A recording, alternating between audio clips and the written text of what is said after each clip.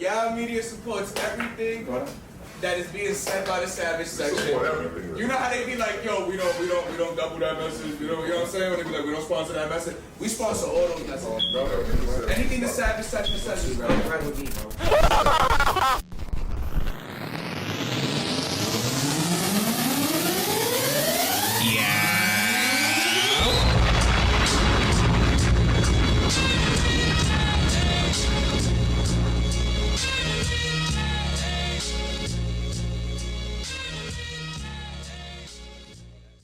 Yeah, it's a podcast. Your boy E on I-95. I'm taped like a paper towel dispenser. Yeah, it's your boy Boog, built on ciphers with gods. We back in for another episode, bringing you that heat. Gods. You already know. Heard that? That was powerful. It gotta be powerful. Heard that, right? With the gods. You know what I'm saying? Now, I really want to thank everybody that came out tonight, too, man. Y'all all look amazing tonight. Absolutely. It's outside live. Young got a green shirt on today. So when Young wear a green shirt, if he's not wearing black, gray, or white, he's in a good mood. It's a problem. He's in a good mood. It's a problem, bro. I just put on a shirt right now. I've had no shirt on for the past 3 hours. I'm going to keep it a stack with y'all. There's no need for a shirt at this point. We got a real important episode today, though. When the boy takes his shirt off, I know it's going to be a good episode. Titties in the air, why not? That's a fact. That's a fact. With the skills over politics tattoo, too. You heard? Man boobs and tattoos. Let's go. You know what I mean? Speaking of, shout out to our sponsor, Dream Dealer Exotics. There you go. You know what I'm saying? Big sponsors in the back. Dope Boys Pack in the back as well right now. Dope Boys Pack got us right now, bro. Yeah. So if y'all I don't know, I'm clipped right now. I see 3 Sawyers, 2 Rockies, and 1 Young. Like, this is crazy, bro. Salute to Dope Boys Pack out in the building today, too. They out back, too, during the intermission. Make sure y'all go check them out back, or else.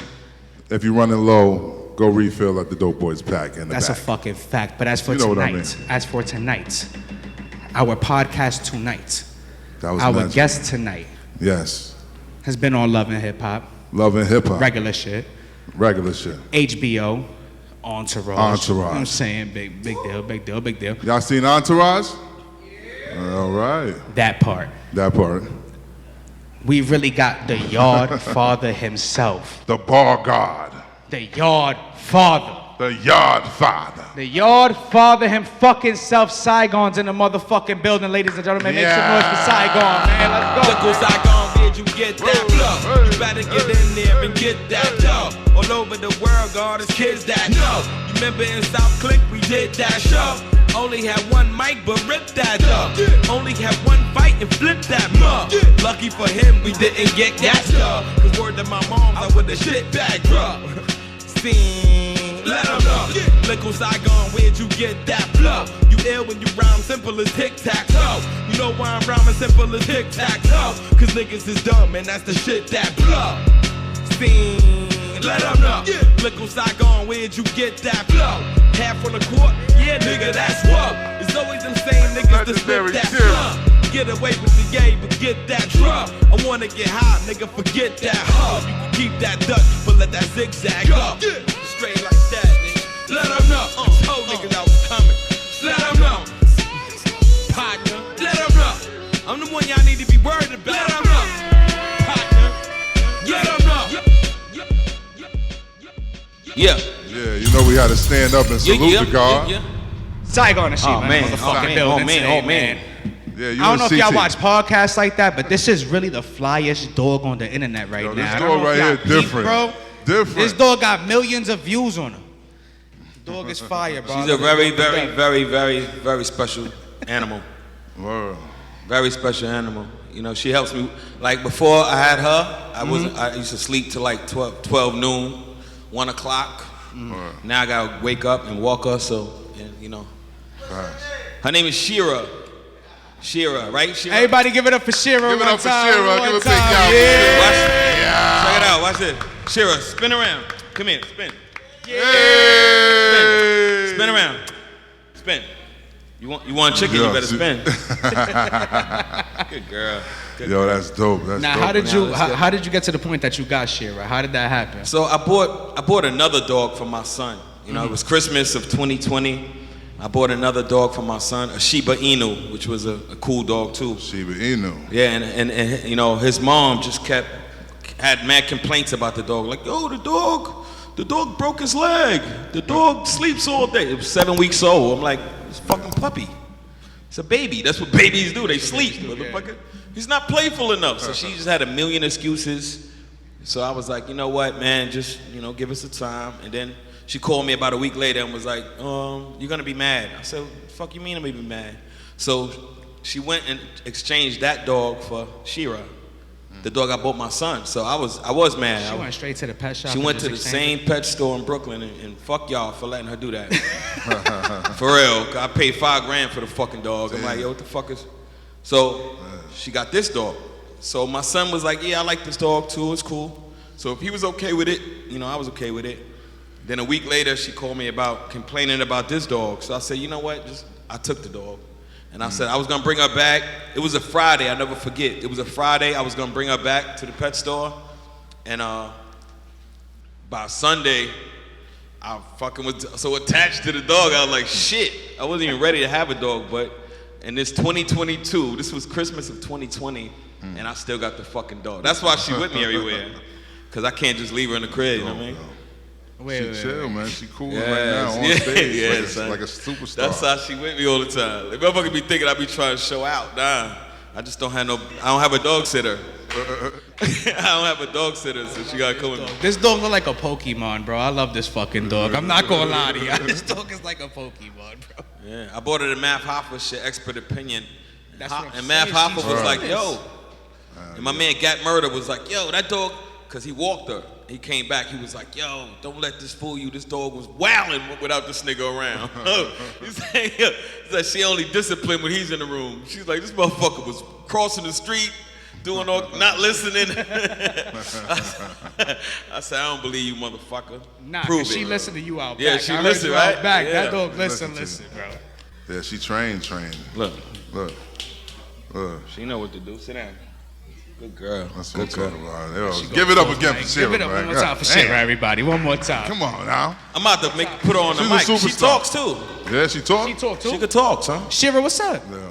Nah, I'm just fucking around. I'm just fucking saying. Yo. Niggas like, She oh don't- shit. she don't Shira about to start patois, spitting wagwan. your bars. Hey, yo, spit some shit, Shira. Somebody got a chick. Somebody got food. Look, she clocking your French fries. Oh yeah. Shout out to the bar for the 50-cent wings too. You know what I'm saying? Big shout outs to 585 Main Street, man. Naugatuck every Wednesday, man. We outside. Well, let's every get into single it. Let's Wednesday. talk, man. What we talking about, man? That's what I'm talking. Siagon, let's go. What we man. talking about? Siagon. So When did you start taking rap serious, Gar? Serious? In Yeah. prison. In prison. In prison? I did a lot of time. I went to prison when I was a kid, man, and I always rapped, fucking around. Like my whole little crew, we rapped, but we wasn't looking at it like, oh, we gonna be rappers. It was just something to do, you know what I mean? We was running around with guns and shit on us, doing stupid shit. how old was this? I was in the street, so I probably say from 11, 12. Damn.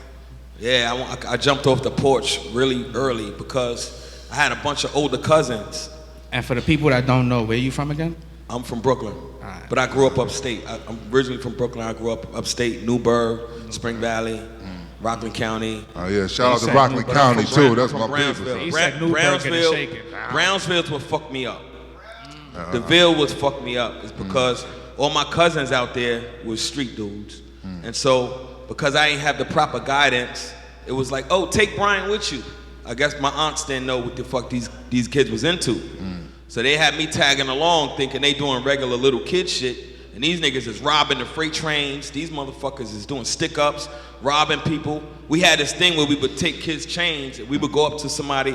It'd be a little ass chain, like, you know, the first chain your mother buy you should be a little small shit like this. So we'd go up to a kid and be like, yo, man, why you snuff my little brother? He'd be like, who's your little brother? You pop his little chain and sit. You hit my brother again. He's still asking you who the your fuck is brother my little brother, yeah. And you leaving with you already at the scales with this shit, know what I mean? No, who's your brother though? Dummy, you just got had, you stupid. Yeah, and that kind of lifestyle is kind of what put me on that wrong path, you know what I'm saying? So but by the time I was 13, I was in DFY, which in New York State is Division for Youth. I was in Highland, I was in, you know, in and out of them institutions. Up until I was 22 years old. So back to your question, I started taking rap seriously in prison. And there was one incident that made me really say, you know what? I want to do this shit for real. And it's so ironic because, shout out to 7 Up, man, who's a infamous jailhouse rap group. These niggas are like famous in prison. Like, they all had like 20, 30 years and shit, but in the state of New York, they were like the Wu-Tang Clan. It was like, they could rap their ass off. They rapped their fucking ass off. All right. So we had a jailhouse talent show. It was Black History Month. I'll never forget. This was in Eastern Maximum Security. I'm 16 years old in a maximum security prison with fucking dudes with like 35 years to life type shit. For real rap.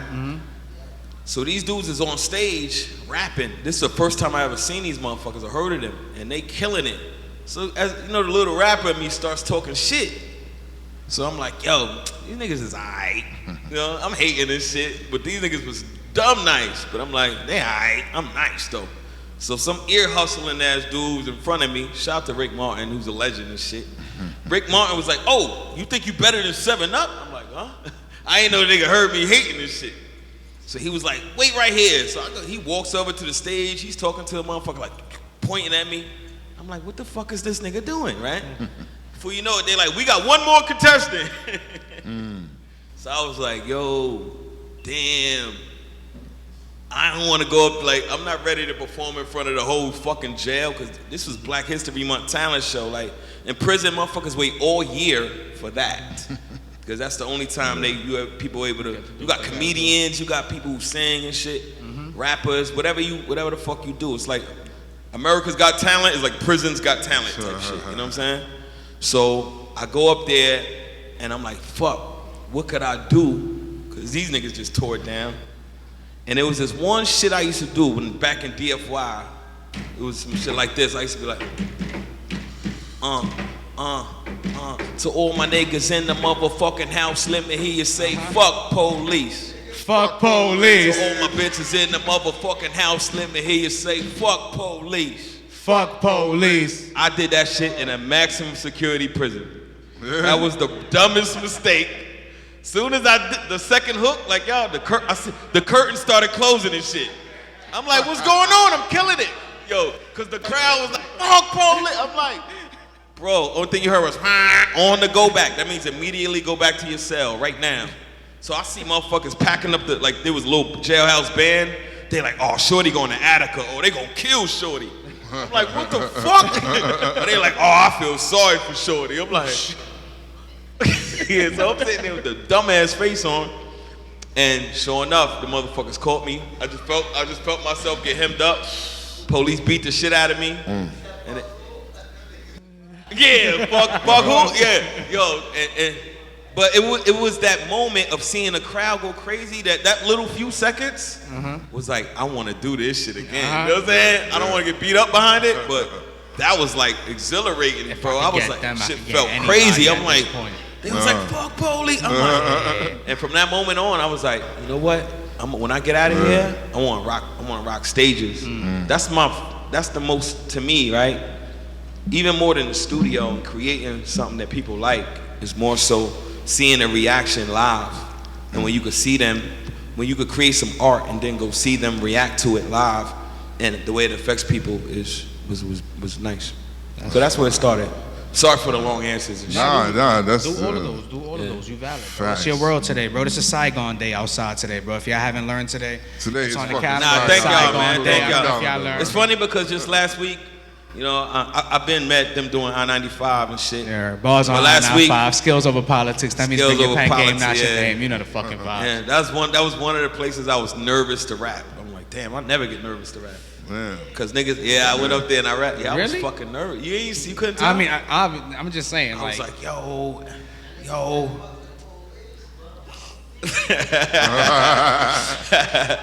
Yeah. So that was your first hit right there. Fuck the That was my first hit. That was the first. Literally, because they hit the shit out of me after that. Boom! That was a hit, all right. Shit got me hit.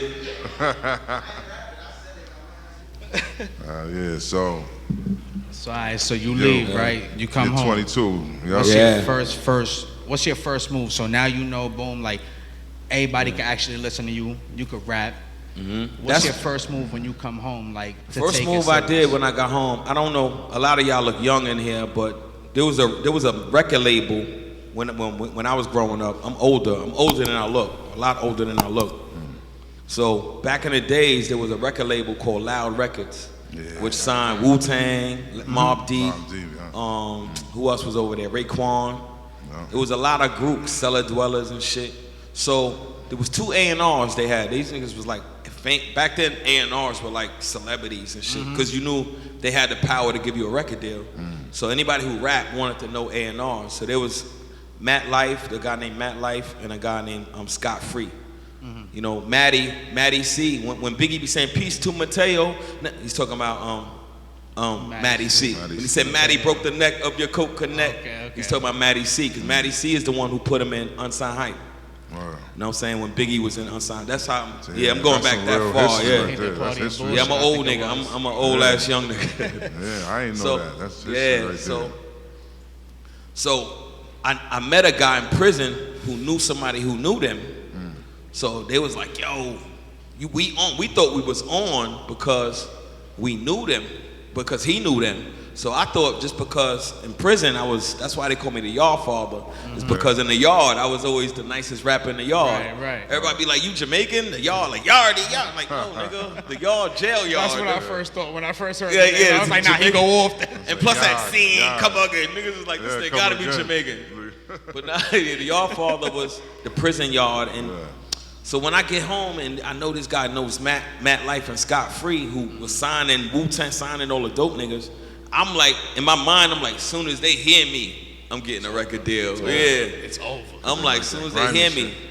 So I get the actual audition. I'll never forget this day. I go to Matty C's crib, and the first thing he says is, I'm gonna do the same shit I did with Biggie.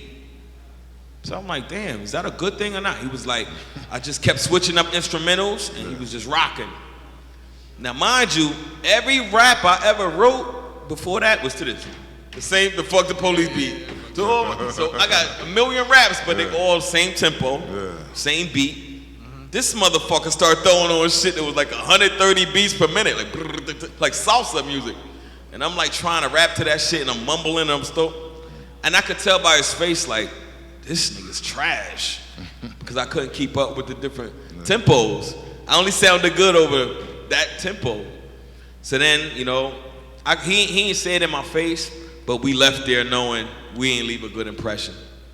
So I asked my man Ben, who knew him, I'm like, what did he think? He was like, he kept it real. He was like, he wasn't too impressed. You know what I'm saying? But you know, so I'm like, fuck, man. In my mind, I'm like, there goes my shot. So I start getting discouraged a little bit, like, damn, am I good enough and shit? Maybe I'm not in jail. You know what I'm saying? It's easy to impress a nigga who ain't got nothing else to do with shit. So, you know what? I said, you know what I'm gonna do? I'm just gonna fucking go back to the street. I went back to the street, started getting in trouble again and shit, but I started wailing, and then I got arrested. I hit a kid in the head with a bottle and shit, and I went back to jail. And while I was in there the second time, I got lucky because my parole officer was like, if you could beat this shit, I won't violate you. You know what I'm saying? If you could get out, because I was supposed to be violated because I was on parole. So he was like, if you could beat it, I ain't gonna hold you to it. So I beat the shit. I beat it in like 90 days. He let me go. I ain't get parole. So I'm like, nah, I'm gonna do this rap shit. So I started making a little demo. So I put together the first song I recorded was with an artist named True Life. True Life is the Spanish kid from Lower East Side. We know True Life. Y'all know what True Life is? We know True Life is the first person to put me in the studio. That's why True Life, damn. History. That's fucking fire. Because we knew each other, you know what I'm saying, from before. And he had got a deal. So I'm like, damn, how the fuck True Life get a deal? When he got his deal, he like, nah, son, fuck. You know True. If you know True, he's a hothead. True like, nigga, fuck them niggas who love records. Fuck. Everything is fuck them niggas. I don't care who it is, bro. You be like, yo, these niggas, man, fuck them niggas. You know? So he said, yeah, but I ain't gonna lie, that shit was so encouraging. He was like, fuck that. What kind of beat? I'll make a slow beat. Nigga, boom. And he made the beat. We went to his crib. We did the shit in his crib. He made the beat, and it was a song called Bust Your Guns. And that shit was the first song I recorded in a real studio after prison. And I was like, damn, this shit is fire, you know what I'm saying? So I started passing it around, and somehow it got to the Source. And the Source, people at the Source magazine was like, yo, we love this shit. I was like, oh shit, and then I was unsigned hype. All right.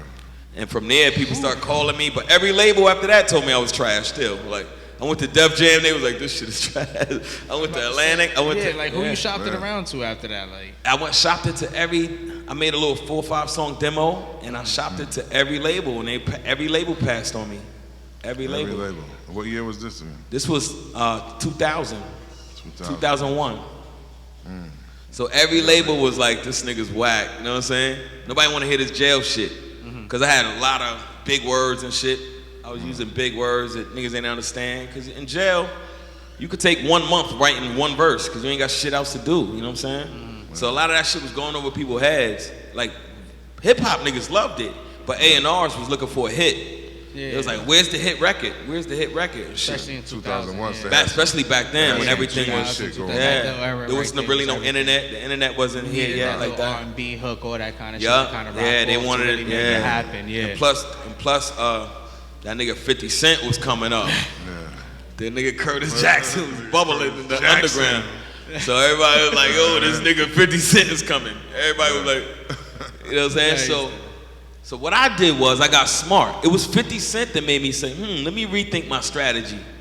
Because I went to jail for shooting mad people. This nigga got shot and everybody love him. So I'm like, you know what? I'm gonna start telling my story in my raps and talk about that gangster shit. So I started doing all gangster. Like my shit before that was like positive. Like, don't go to jail shit. It's fucked messages up. in between. Yeah, it was messages. Niggas don't want to hear messages. They ain't want to hear that shit. Yeah. Then I started making songs like Stock and Cat. You fat, keep kicking that soldier shit. I'll unload the clip, put a fucking hole in your do-rag. I started making them gangster songs. And then they was like, oh, this nigga's dope. And it's so backwards because the message was so fucked up. Because I just spent 7 years of my life in prison. I'm like, these are the songs that sent me to jail. Mobb Deep and MOP and this gang. How about some hardcore? These are the shit that used to get us rowdy to go do crime. So I'm like, damn, I'm a hypocrite because now I'm making this shit. But I had a strategy though. It was like, and then once that shit started bubbling up, me and True Life did a Smack DVD. Salute to Smack, man. We did Smack DVD, and then once we started doing Smack DVDs, that's when my name really started getting out there. And then every label that told me I was trash was like, we want to sign you. And then I get a call one day from Sycamore. I don't know if y'all remember Sycamore, who's probably the biggest A&R in the game right now. Did Travis Scott, did YG and all that. He called me one day and was like, he mentioned him to me the other day. Oh yeah. Sycamore called me and was like, yo, would you fuck with Just Blaze? I'm like, nigga, do bear shit in the woods, nigga? Hell yeah, I would fuck with Just Blaze. That's what I was gonna ask you about. I can't wait to ask you about how you and Just Blaze got together. Just Blaze heard about my buzz. I was buzzing in the street. Once I started doing the gangster shit, this is how I know the world is backwards, bro. When I was doing the positive shit, everybody said I was trash, I was whack, As soon as I started doing the negative shit, I was the man. They like, yeah, we like this shit. And I'm like, yo, you know this shit is detrimental to the community?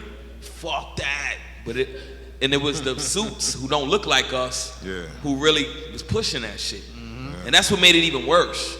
You go somewhere where you know this motherfucking A&R, this Jewish nigga who's about to give you a bag, you know his kids go to private school, they're nowhere near exposed to this shit. And it's our kids who's gonna be the one who it fucks up, but they the ones pushing it. That's why if you look at hip hop today, everybody is all gang. It's gangs. You see what I'm saying? Everything is gangs. Everything. Make some noise. Even with the females, it's my pussy, my titties. Remember back in the days, it was who you calling a bitch? UNITY. That's a unity. That shit was a hit. Now it's like women call themselves bitches. I'm the baddest bitch. I'm the bitch. Is that. When we was coming up, it was like, you don't call me no bitch. That's violation. That's a fact. And it just kind of like, and Little Kim broke the mold, and now there's like 20 Little Kims. Everybody's Little Kim now. Everybody's Little Kim. Everybody. That's the mold now. Like, that's the mold. What that's the mold. And she was a one of one, and she got her image after Big. Big was like, you're gonna be like Marilyn Monroe, like edgy, and which was if there's only one of them, it's cool. That's her lane. But then now it's like the label seen that shit and was like, oh, sex sells. Sex sells. That's why you got Megan Thee Stallion. That's why Cardi B can't stop twerking and shit. Cardi B twerk like she won't let it go. Like, bitch, you're a millionaire, gazillionaire. She's like, fuck that. I gotta twerk. This is not Sin City, bitch. Leave it alone. It's another bag. That means like bring a pole on stage, and that's called. And no, all respect to her. Nah, I love Cardi. Because I love Cardi B too. But I'm just telling you, this is by design. Yeah. There's a reason why they push certain artists to the front. So being that you came in 2000, like you seen a shift where it went from like that 90s where it was multiple cultures. Yeah, of course. To like the single pop culture. Yeah. And you say the driving force behind it is who? Behind the culture now? Yeah, it's the labels. Puff Daddy. Puff Daddy? Puff Daddy. Puff Daddy did this to us. When Puffy said it's all about the Benjamins, he made this shit all about money. Think about it. Money wasn't that important in hip hop prior to Puff Daddy. It was all about being dope. When Nas had a song called If I Rule the World. Remember that song? If I rule the world. Yeah, Lauryn Hill, yeah. That nigga said, if I rule the world and everything in it, sky's the limit, I push a Q45 Infinity. Infinity.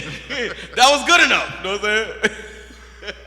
If he ruled the whole world, he'd just have an infinity. That's what he wanted. Damn. That's it. Now it's like, if you only got no Maybach, no Rolls Royce or $500,000 car, your shit is lame. You can't even pull up in a 600 Benz.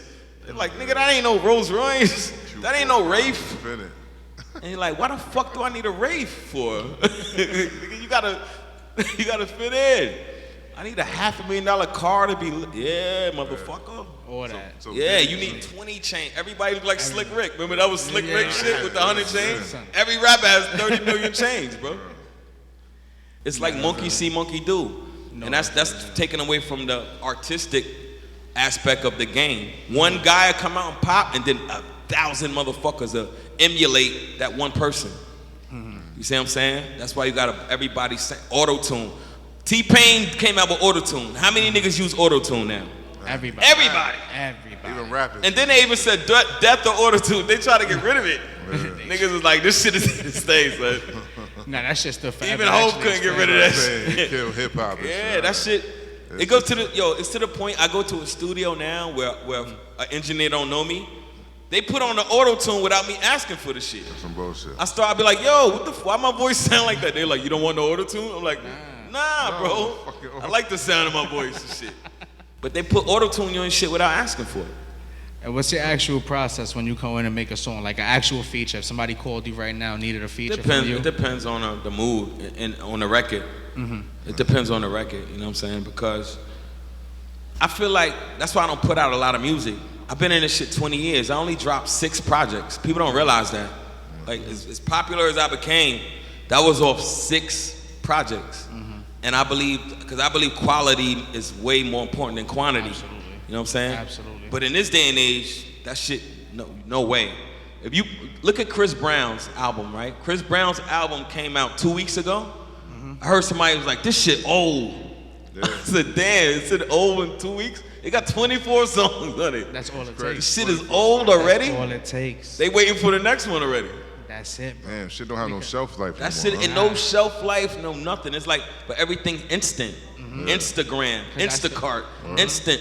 If it ain't instant right now, people don't want it. Because I still think like Kendrick and Westside Boogie dropped like, honestly, like some of the best projects of this year. Yeah.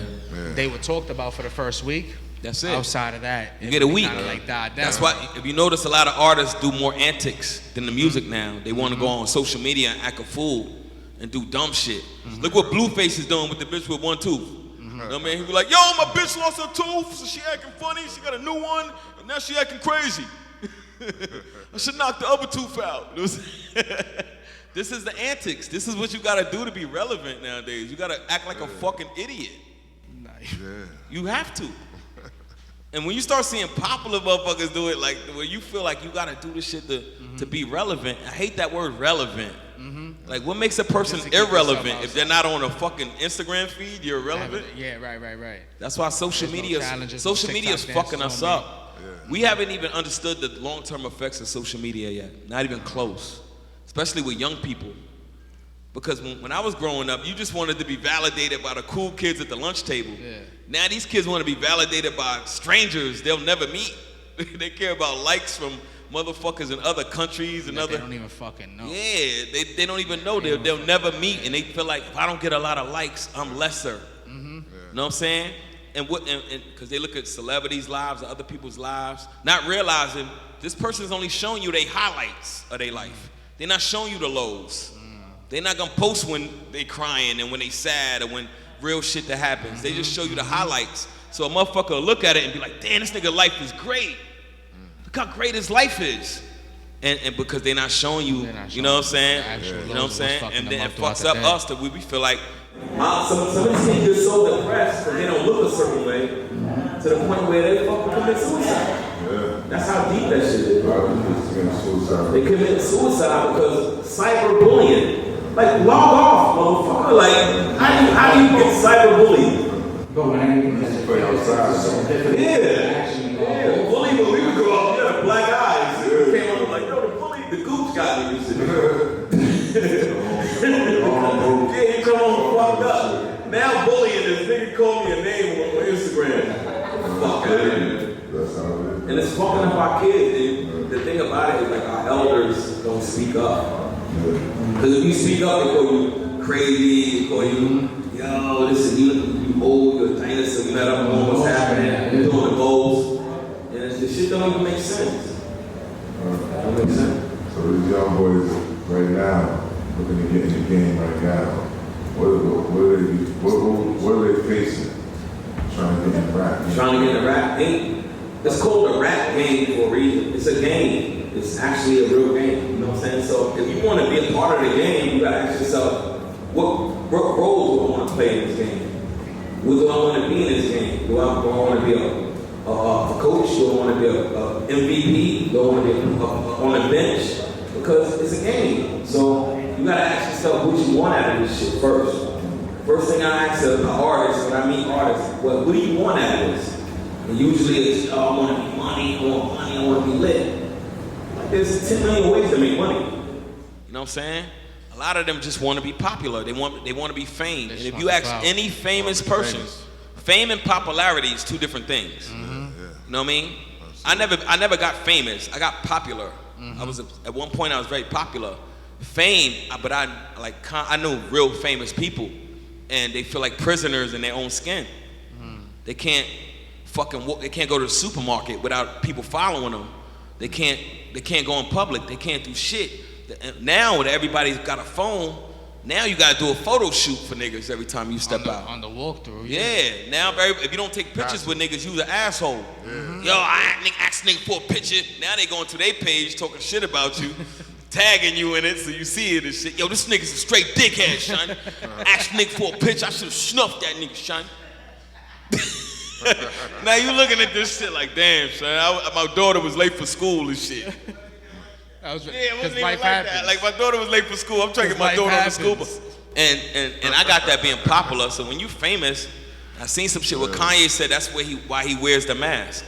Because he says, if I'm fucking around just sitting there like this with my mouth open, looking at some shit, somebody take a picture, that shit's going to TMZ like, look at Kanye with his fucking mouth open looking stupid. Some dumb shit. They be like, look at Beyonce's booger. Look at Beyonce can't have a booger, but nigga, that shit be on the front page. Right. You know what I'm saying? So she gotta be perfect at all times, bro. Yeah. That shit is trash. That's crazy. You want it until you get it, and then you because you can't turn it off. Fame, you belong to the public once you famous. You know what I'm saying? Yeah, I hear that. There's a lot of people like normal motherfuckers trying to be famous. Yeah. They don't even know what they asking for. It's a worse drug. Know what's even worse? When you get the fame and then it goes away. To what people, niggas like Chingy. Niggas like Chingy walking here, nobody says nothing. He be like, remember Chingy? Everybody in the club get tipped. Like, fuck out of here. Like, that was Jay Quan. That's his cousin. Yeah, see? That's a great point. Even worse. That's a great point. That's the point. Niggas be like, you was one of them niggas. You was one of them St. Louis niggas. I'm saying that's the point. Where them niggas at? Where the fuck? And then once the fame goes away, then you feel like, damn, I'm not. I walk in a room and you know what I'm saying? Now everybody's chasing this guy because you ain't the guy no more. So then it fucks you up psychologically. Yeah. That's why when I seen, it took me to see other people. When I did Entourage, that was as close as I got to being famous. And that's when I knew I didn't want it. I was like, oh nah, this is too much. Yeah. This shit is too much. Yeah. You know what really fucked me up? My family made me know fame was fake. Because when I told you, I did a lot of time in prison. Mm-hmm. And when I was young, I was a troublemaker. Yeah. So I was the cousin who, I don't want Brian in my house. That motherfucker's crazy. You know what I'm saying? Oh, no, I don't want to hang it with Lance. Though. He's a bad influence. I always loved the bad influence cousin. The bad me influence too. cousin was always my favorite. That was the cool one, right? Always exactly. my favorite, bro. You know what? My other cousins like that shit too. Was just their mothers was like, nah, I ain't gonna fuck you up. Yeah, I never you know gave a fuck. Bad influence cousin always came this way. So a lot of my family, when I'm in prison, I mean, my mother got 9 sisters, so I got a lot of aunts. I mean, I ain't get a letter. I ain't get a how you doing. And I wasn't like one of them old school uncles that kept going in and out to the point where this nigga never gonna learn his lesson. I just went to jail as a baby. I was a kid. Man. So when I'm in there and I'm watching other kids' family coming to visit them and shit, and they getting packages and food, and I'm in here like, they used to tease me like, yo, son, you want some oodles and you want some ramen noodles, bro? I'm like, fuck. So that shit, it made me bitter inside.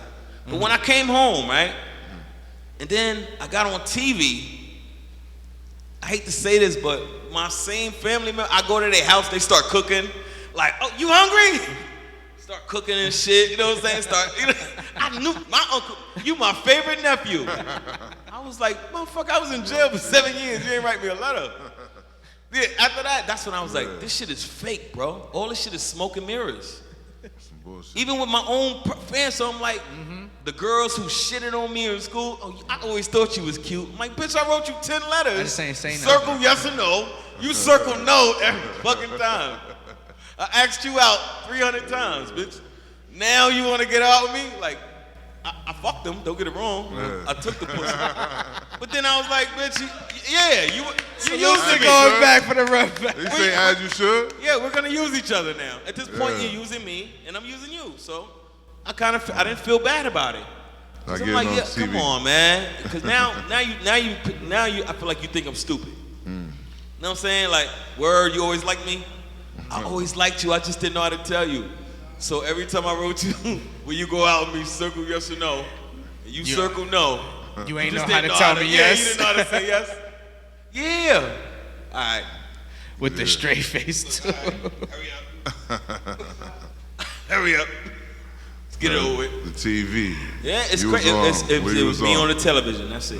What show you was on? I was on Entourage. I did 2 seasons of Entourage. Yeah. I did Love and Hip Hop, which was a disaster. Turtle was your manager. Turtle was my manager. Yeah. That shit. I watched that shit, man. That's my shit. That was the best 2 years of my life, bro. Vince Chase and shit. Bro, you talking about fun? I just had a lot of fun. You was in LA for that? I was in LA. I lived in LA. I stayed in LA for like 7 months. And honestly, the funnest part of it was because it was such a it was like going from hell to heaven. Because if I had that prison experience, I would have been able to appreciate that life so much. Because all I used to say was, damn, my boys could see this shit. You know what I mean? And my people could see me. I remember I going to a club, I'm like, is that Sigourney Weaver right there? I'm like, is Ben Stiller just threw up and shit? Like, I'm in the club with all the people I grew up watching on TV and shit. I remember I seen Tara Reid walking out the club drunk. Bitch had throw up on her shirt and shit. I'm like, yo, I'm in the TV. It felt like I was in the TV, bro. Word. Like, you know when you watch TV, you're like, damn, I can jump in there with them. That's what it felt like. And you know, it was great, man, but until it wasn't no more. And as for being yourself, because you played yourself on the show, you said that you fought for that character, right? Because they tried to give you a different name. Yeah, right? They tried to change my name. I said, nah, could we what was the name that they was trying to give you? It was MC some stupid shit. I don't make. Yeah, they always throw MC in front of some shit. Yeah, like some old school shit. It was some dumb shit. But I'm like, and I had to ask Mark Wahlberg. You know, Mark Wahlberg was the executive producer of that show. That's right. That's right. Yeah, I'm gonna tell you a funny story. Mark Wahlberg. One time I got drunk. I told the story on Drink Champ. One time I got drunk. We got drunk to me and Mark Wahlberg, and I tried to convince him to make a new rap album. Like, yo, you should bring the Funky Bunch back. Marky Mark. Yo, I swear to God, I thought I was fired. Nigga, look, yo, you know when a nigga don't smile? He didn't smirk. He was mad as fuck. He didn't smile a little bit. There was no like, nigga looked at me like, I should punch you in your fucking face. I'm like, yo, I ain't gonna front. I was feeling with the feel the vibration. Feel it. That nigga looked at me like I was retarded. I was like, yo, right, my shit kicked right back in. I was like, nah, I'm just fucking with you. Cause he wasn't amused by that. I heard he doesn't like Marky Mark. Like he hates that shit. He don't like. At this point, he wants to be so removed from that part of his life. Yeah.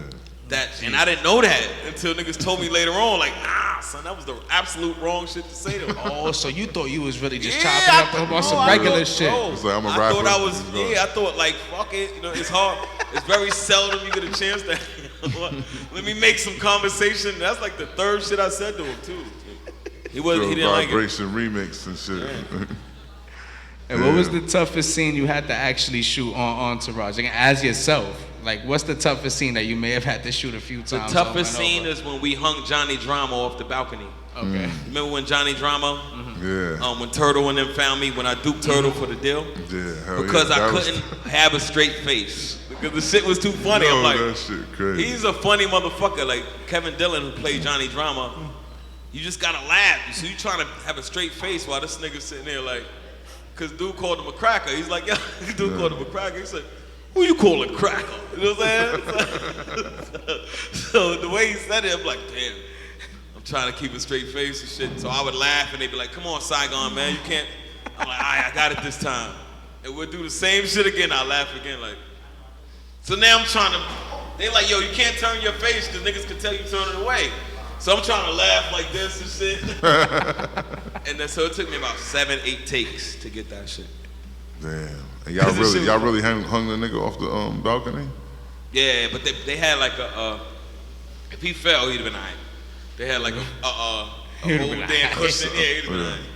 Like they would have dropped. Nah, you shrugged a little too much when you said alright. Nah, he would have been alright. He was high up there, but they had like a feather bed for this motherfucker, like in case he fell. Yeah. That shit crazy. But the movie. But Love and Hip Hop was Love and Hip Hop was a disaster. Love and Hip Hop. Every black woman in America hated me at one point. And that's when I was like, this is what I'm talking about, this fame shit. You talk about arguing with Black Twitter, bro? Yeah. And you ain't even try know to either, argue right? with Black Twitter. You will not win against Black Twitter, bro. There's too many people. It's like trying to argue with 10,000 motherfuckers. So I thought one day I was saying something slick. I'm like, yo, I'm gonna argue with these motherfuckers. I hate the way you treat that girl. You little turtle head motherfucker. I'm like, oh shit, this nigga going in on me. So I started trying to hold it down, like fuck that. And this is when I logged off. I'm gonna tell you, when they say cyberbullying, log the fuck off. I thought I was saying some gangster shit. I said, yo, nigga, y'all niggas don't know me. I'm cut from a different cloth. One nigga was like, yeah, a nut rag. Log off. I logged off. That nigga's quick. Yeah, that shit came in mad quick though. I said, damn, he didn't even think about that one. I said, you know what? I'm deleting Twitter. Yeah. Fuck this. You know what I mean? I thought that was a comeback. Y'all niggas don't know me. I've been in jail, nigga. I'm cut from a different cloth, nigga. Yeah, nut rag, nigga. I said, oh shit. Some little 14-year-old or some shit. Yeah, some little nigga in Idaho who fucking, yeah, and fucking Moose Knuckle, Nebraska. You don't even know. Crazy. But there's too many people. You can't win. Nah, not at I remember women walking up to me, like, I mean, literally, I'm walking in there, I'm walking in Target with my daughter, and they'll come up to you and be like, oh, I can't stand you. So you thinking, like, where do I know you from? Like, what do I do? The way you treat that girl, and it's from Love and Hip Hop. And the thing was, is like, they emphasize the drama to make it look more dramatic than it is, because they know how to edit that shit. Write the story with the edit. Bro, they editing game know how to make you look like a fucking idiot, you know what I'm saying? So. And you said, because you ain't really do the full season, but they used I did it a full season. I did one season. The full season all the way way through. One full through. season all the way Jesus through. Christ, bro. That's when Peter Guns. I was on it with Peter Guns and Peter Guns. Tara. Remember Yeah, Peter Guns found out his funny his nigga, girl too. was mad. He married the side chick. Yes, Peter Guns was wilding on that shit too. Peter Guns was wilding. BX legend. He got Peter Guns. BX legend. He got mad thick skin, bro. Yeah, Cause that motherfucker didn't care. he was wilding. He was like, I'm about to do some more wild shit. So I'm like, how do you deal with this? He like, I love it. I love the attention. Soundview nigga. Soundview. What was your sound? Yeah, they different. They different. That's double M niggas different. Salute to Savvy, man. And what was your breaking point when it came to love and hip hop? My baby moms. When my baby mom thought she was a Kardashian. Oh, She thought she made it, son. She started talking to me crazy. Huh? Or for one season? One seat? Not even, bro. We did like 2 episodes. Yeah. She was like, so now that's a show for females. So her Twitter follows, and she got like a big ass fake butt. I'm sorry, Erica. I promise I'll never say that again on TV. I'm sorry. But she got a big butt. You know what I'm saying? She got the big butt. So I made her Instagram. Like when I put her on the show. So she went up and like literally in 2 weeks she had like 56,000 followers. Damn. And my shit was like at 13,000. You know what I'm saying? So one day, we had shot probably 2 scenes, and me and her get into it behind the scene. We having a little. I'm like, yo. She was like, nigga, you just mad because I got more fans than you. For real? I said, you got fans? What do your fans know you for? What do your fans love you for? Like, what do your fans know you for? Because a fan is not a follower. Follower, I would have been like, yeah, you're true. But she said fans. Fans is different. So I said, people like me for my music and shit. Like, what do you do that I don't know about? Like, you got fans. You got a fat ass. I said, those are perverts. You got 53,000 perverts following you. Yeah. You could keep that. But that point right there, it went downhill, and then her friends start getting in her ear. I'm gonna give you an example, right? A girl I never met in my life. I'm watching one of the episodes, and I see a girl, they act like they shopping, and the girl is telling her, I told you about that nigga, girl. I'm like, I don't know this. Who the fuck is that? And she called me, she was like, nah, Mona and them told me to do that. You know, I'm like, who is that? She was like, nah, this girl. They introduced me to her, and she's sitting there having a whole conversation about how she told her not to fuck with me and how I was no good, and she didn't know neither one of us. But it was just off the... That's when I said, nah, this is too much. Because we got a kid together. Yeah. And I said, what you're doing is going to make me hate you. And I'm a Cancer. Once I hate you, I hate your ass. Yeah. Cancer, we have Shout out my to the Cancer in the building. Once we hate a motherfucker, it's hard to unhate a nigga. You know what I'm saying? My sister's a Cancer. She go like 3 years without talking to me. I gotta be like, yo, you know we're siblings and shit. Like, we're gonna have to talk eventually. Especially female Cancers will hold a grudge better than anybody. So I told her, I said, look, maybe I'm gonna quit because we gotta raise this kid for the next 21 years, and I don't want to hate you, and this shit will make me hate you. So that's the reason why I stepped away from it. I walked away from hundreds of thousands of dollars, bro, to keep my relationship with my son intact. You know what I'm saying? Integrity. It's called having integrity. Let's give it up for real. Yeah, for real. Make some noise for that. Cause I don't feel like integrity is like a key part of the game to these niggas no more. There's no such thing as integrity no more. Nah, no more. Look at the shit people do for attention, man. Look at the shit people are attention whores, like, and you want attention from strangers, from people you'll never ever like. Why do you need 30,000 likes? What the fuck does that do for your? What does it do for you? Are you getting paid? Nah. Like, That's the that thing. ain't If you getting paid for $30,000. each like, Yeah. that's one thing. But if you're not getting paid for niggas each just like, care about if you don't know how to get paid, like you from could it. take likes to the supermarket and shit, Yeah, or likes to the mall. Yo, I got look at these likes. Fuck out of here. Got 30,000 followers with $30 in your pocket, and that's I know a lot of people like that.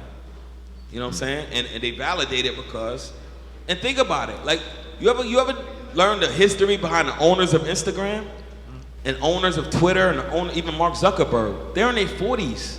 These are young motherfuckers who had an idea, who's so powerful now, they control the whole fucking world, the mindset of the world. One person came up with a good idea, started a cool fucking app. Facebook started for fucking college kids. You had to be in college to even get Facebook. Yeah, remember that shit? I remember that. Yeah. You had to be in college to get Facebook. Don't age yourself, y'all niggas Now know. Facebook is the most powerful, influential thing in the whole wide world. They even got It's shows. gonna be the metaverse now, And Facebook owns Instagram. They own WhatsApp. They own. WhatsApp. They own. You know why they bought WhatsApp? They bought WhatsApp to get all of our information. They don't make money off WhatsApp. All They the just bought it Jamaicans, for the the data. Africans. $19 billion. Nah, 'cause everybody's numbers, Yeah, they got everybody. They can market direct to consumer. Shout out to all them Jamaicans and Africans that been on WhatsApp. We've been on WhatsApp for years. You know what I'm saying? That's how we call our people back home. Video call back home. Yeah. All you need is some Wi-Fi and shit. Yeah, for sure. But yeah, you're right though. You're right. You're absolutely right. Nah, it's a new world, man. It's a new world. Anybody in here got young children? You have young children? Yeah, me too. Make sure y'all monitor with that internet, those phones. Yeah. Make sure you put your parental guidance on that shit. I got a 13-year-old and I got a 10-year-old, and I make sure I know everything that they look at every day. Because I remember being a young boy, I'm in my 40s. I walk down the street, we see a ripped Playboy book. Niggas is picking that up like, yo, a titty. You know what I'm saying? You take half, I'll take half. You know what I'm saying? Niggas see a titty and think it's something big. These kids now could type anything in that browser and that shit popping up. Some wild shit too. The wildest shit you could think of. And you look at me as an adult be looking at this shit like, damn, this is a lot. You know what I'm saying? Yeah. So kids have access to this shit unless you monitor that. You know, and these kids are smarter than we were because they have all this information.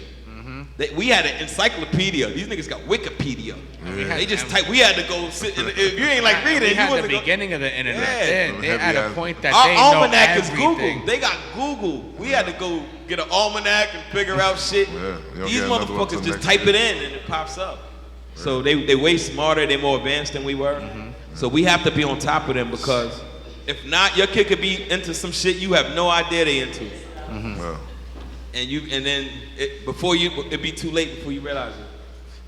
You good? She on tour, yeah. Yeah, she chilling. She chilling. She like, when you gonna let me talk? They don't want to hear from you no more. Yeah, she lit want though. some? She's lit. What you gonna say? Hey, you said what kind of dog is that again? She's a Pomsky. A Pomsky. Say something. Spit something, my nigga. Shit. Come on, let's go. One time, yeah. Hey, yo. Spin around. Spin around, man. Come on, that got to be the first on the podcast. The fuck. Yeah, I ain't never seen no shit like that on the podcast. Okay, that's enough. Down. Good girl. Down. Good girl. Good dog. Back to the subject. Yeah. Nah, So she's we super about dog. to She gonna take get a... the attention. And I trained her myself. I had her since 7 weeks. So, and I never trained a dog in my life. This is my first time. She could wink. I taught her how to wink and all kinds of shit. Damn, she could wink. Word to mother. I taught her how to wink. She like, man. You be winking, She Chula? know how to wink and shit. Chula, you be winking? Come here. She sense danger. She wink at you and shit like, yo. Yeah.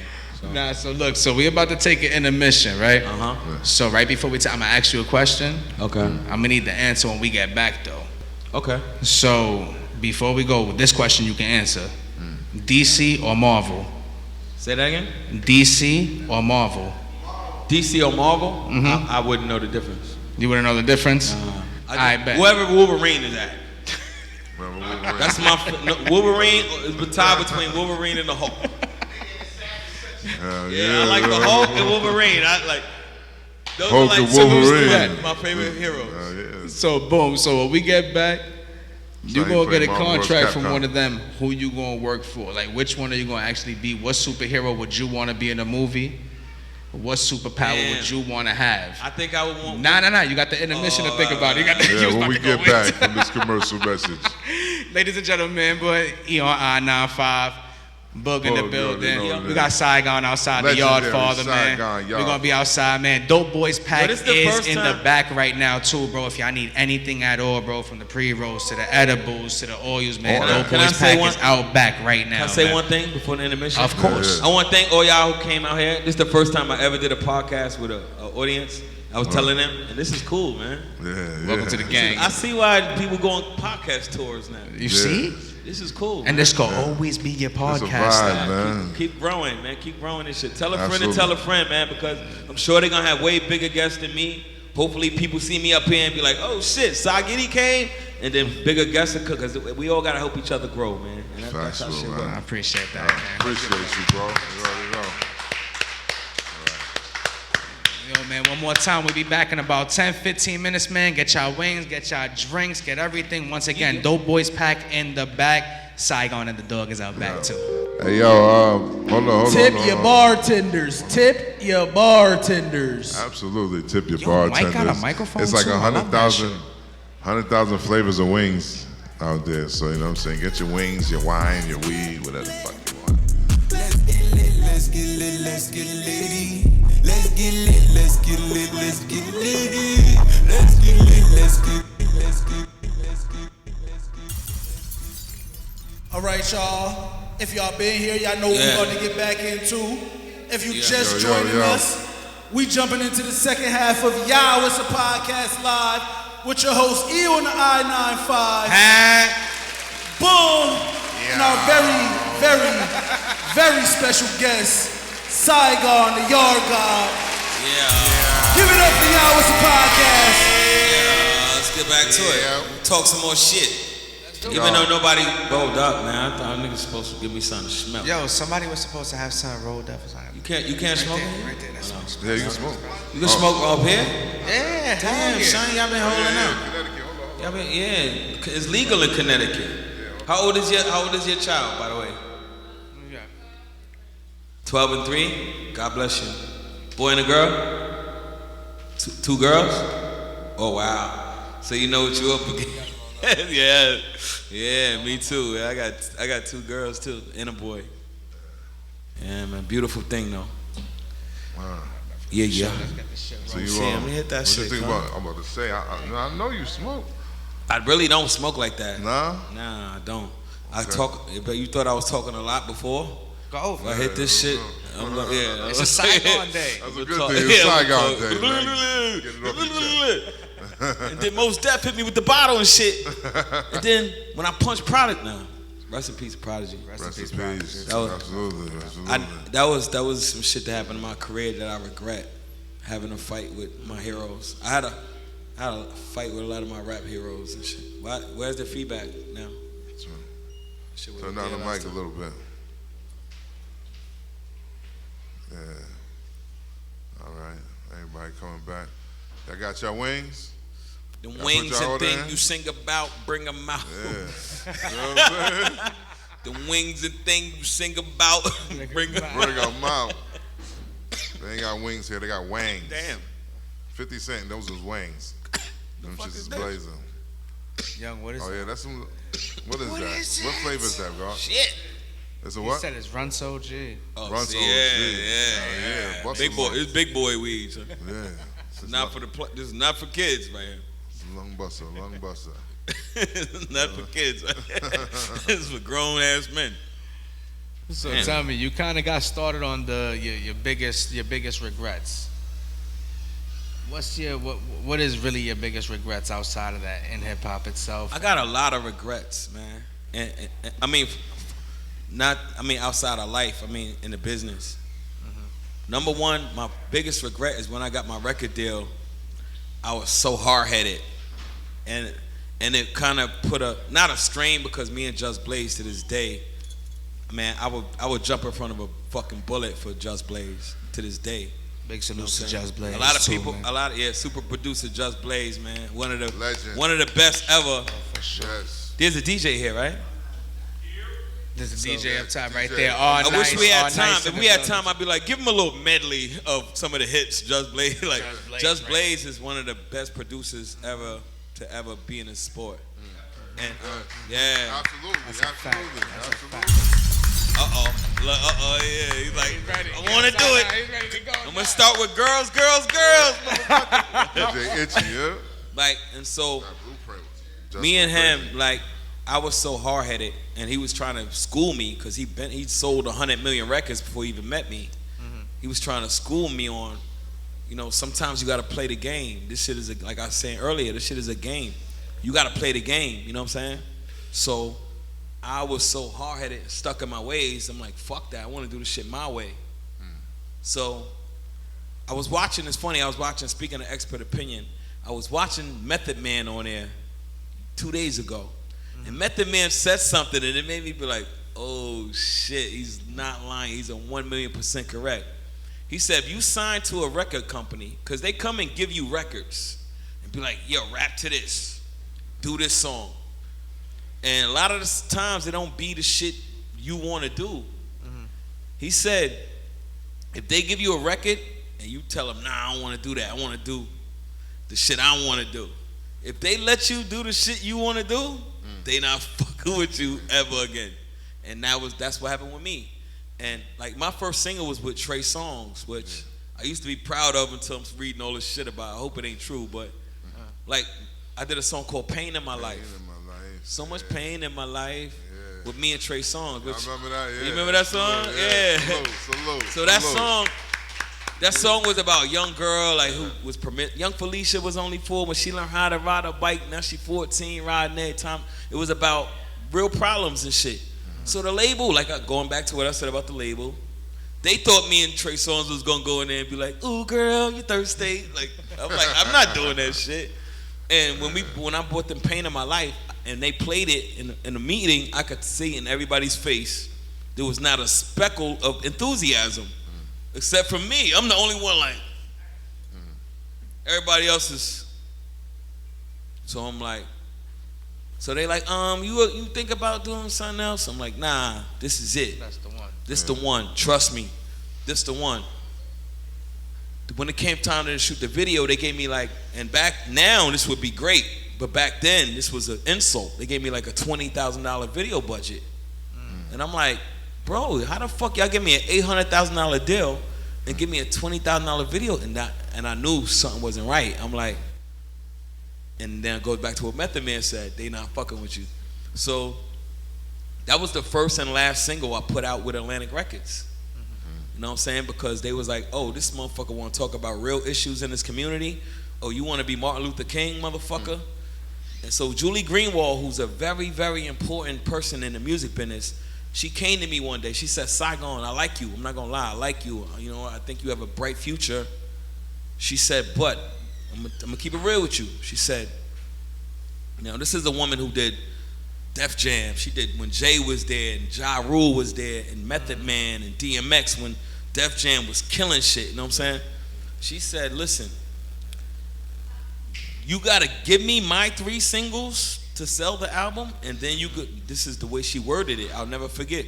Then you can go bust the rest of your artistic nut on the other 10 songs. But I need my 3 singles to sell this CD.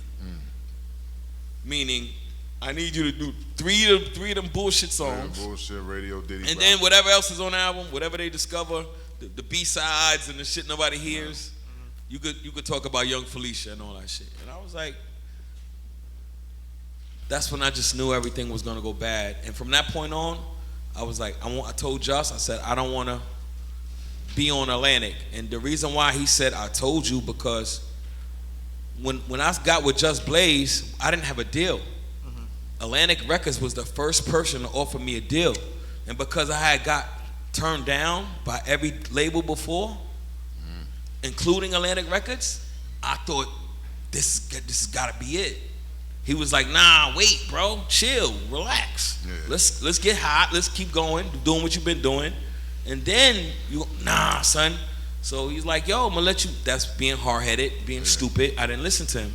If I would've listened, my career would've been totally different. So I had a record with Jay-Z, you know what I'm saying? Yeah, I remember that. Yeah. And you know how hard it is to get Jay-Z on a fucking record? Like, that happened. The label did that? Or? Nah, that wasn't the label. That was Jay-Z kept taking my beats. So you know Just Blaze worked with Jay-Z too, you know what I'm saying? Yeah. So a lot of songs y'all heard from Jay-Z was my beats. And Come On Baby, I'm gonna tell you how he got on that. He didn't do it like, I like Siagon so much, I'm jumping on his record. Nah, he took it. He took that beat too. Like, he took Kingdom Come. Kingdom Come was mine. Kingdom Come was yours. Kingdom Come was yours. Yeah, Kingdom Come was mine. That's crazy. So I'm sitting there writing like, this is fire. This Rick James sample. And then Lenny S called me. He was like, yo, Si, I need to holler at you. He was like, yo, J1 take that Kingdom Come beat. So I'm like, what you gonna say? So I was like, yeah, that's the big, what you gonna say? It's Jay-Z. You like, all right, Jay. Yeah. So I seen him in the studio. I'm like, yo, Jay, man. He was like, that shit fire. I'm like, yo, you gonna do more than I would. He like, don't worry, you got Just, man. He brushed it off, man. You got Just Blaze, man. Get out of here. So we go back in there. You in the studio. It's another beat. I don't think he ever used it, but it's another beat that I was loving. And niggas came to me with the call, like, yo, Jay-Z like that shit. Damn. Again. So I'm like, yo, again? They like, that's the big homie. Nobody in there saying, nah, I'm on Siagon side. Not even the bugs. Everybody, look, the doorman was like, yo, just give it up. I'm like, nigga, you work way downstairs. Just give the beat. The cab driver was like, yo, give it up. The nigga drove me to the studio. I'm like, you a cab driver, nigga. I'm telling you the story. I'm supposed to be on my side. Everybody was like, yo, it's Hove, nigga. Might just give it up. So the third or fourth time this shit happened, I had to take a stand. Cause I'm like, cause it was Come On Baby. Okay. And Come On Baby was, I was fire. Like, this, I'm like, Just, this is my single right here. This is it. He was like, I agree with you. Then I get a call from Lenny S. He like, I need to holler at you. I was like, nah, son. He's like, Jay-Z like the Come On Baby shit. Jesus. And not only do he like it, he put a verse on it, so he took a step further. He put a verse on this shit. So I was like, oh man, son. Jay did me like that again? I was like, damn. So I'm like, fuck it, you know. Everybody was like, roll with it, just roll with it. And that's Jay, bro. Like, so I'm like, fuck it, I'm gonna roll with it. And then once the shit happened after that, I was like, nah, fuck that. Nah, tell Jay, I said, yo, Just, I know y'all never heard nobody in the world say this shit. Tell Jay, I said, nah, bro, you can't have that, bro. Niggas looked at me like I said some shit about Jesus Christ or some shit.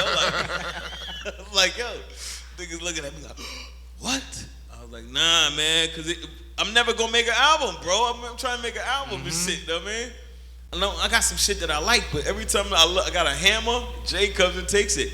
So Jay, being the cool, great guy, he understood my frustration at that point. And he was like, you know what? If you give me this beat, you could have that last shit I took back with the verse on it. I was like, nigga, take all these beats. Give him some more, son. Give him some more of my shit.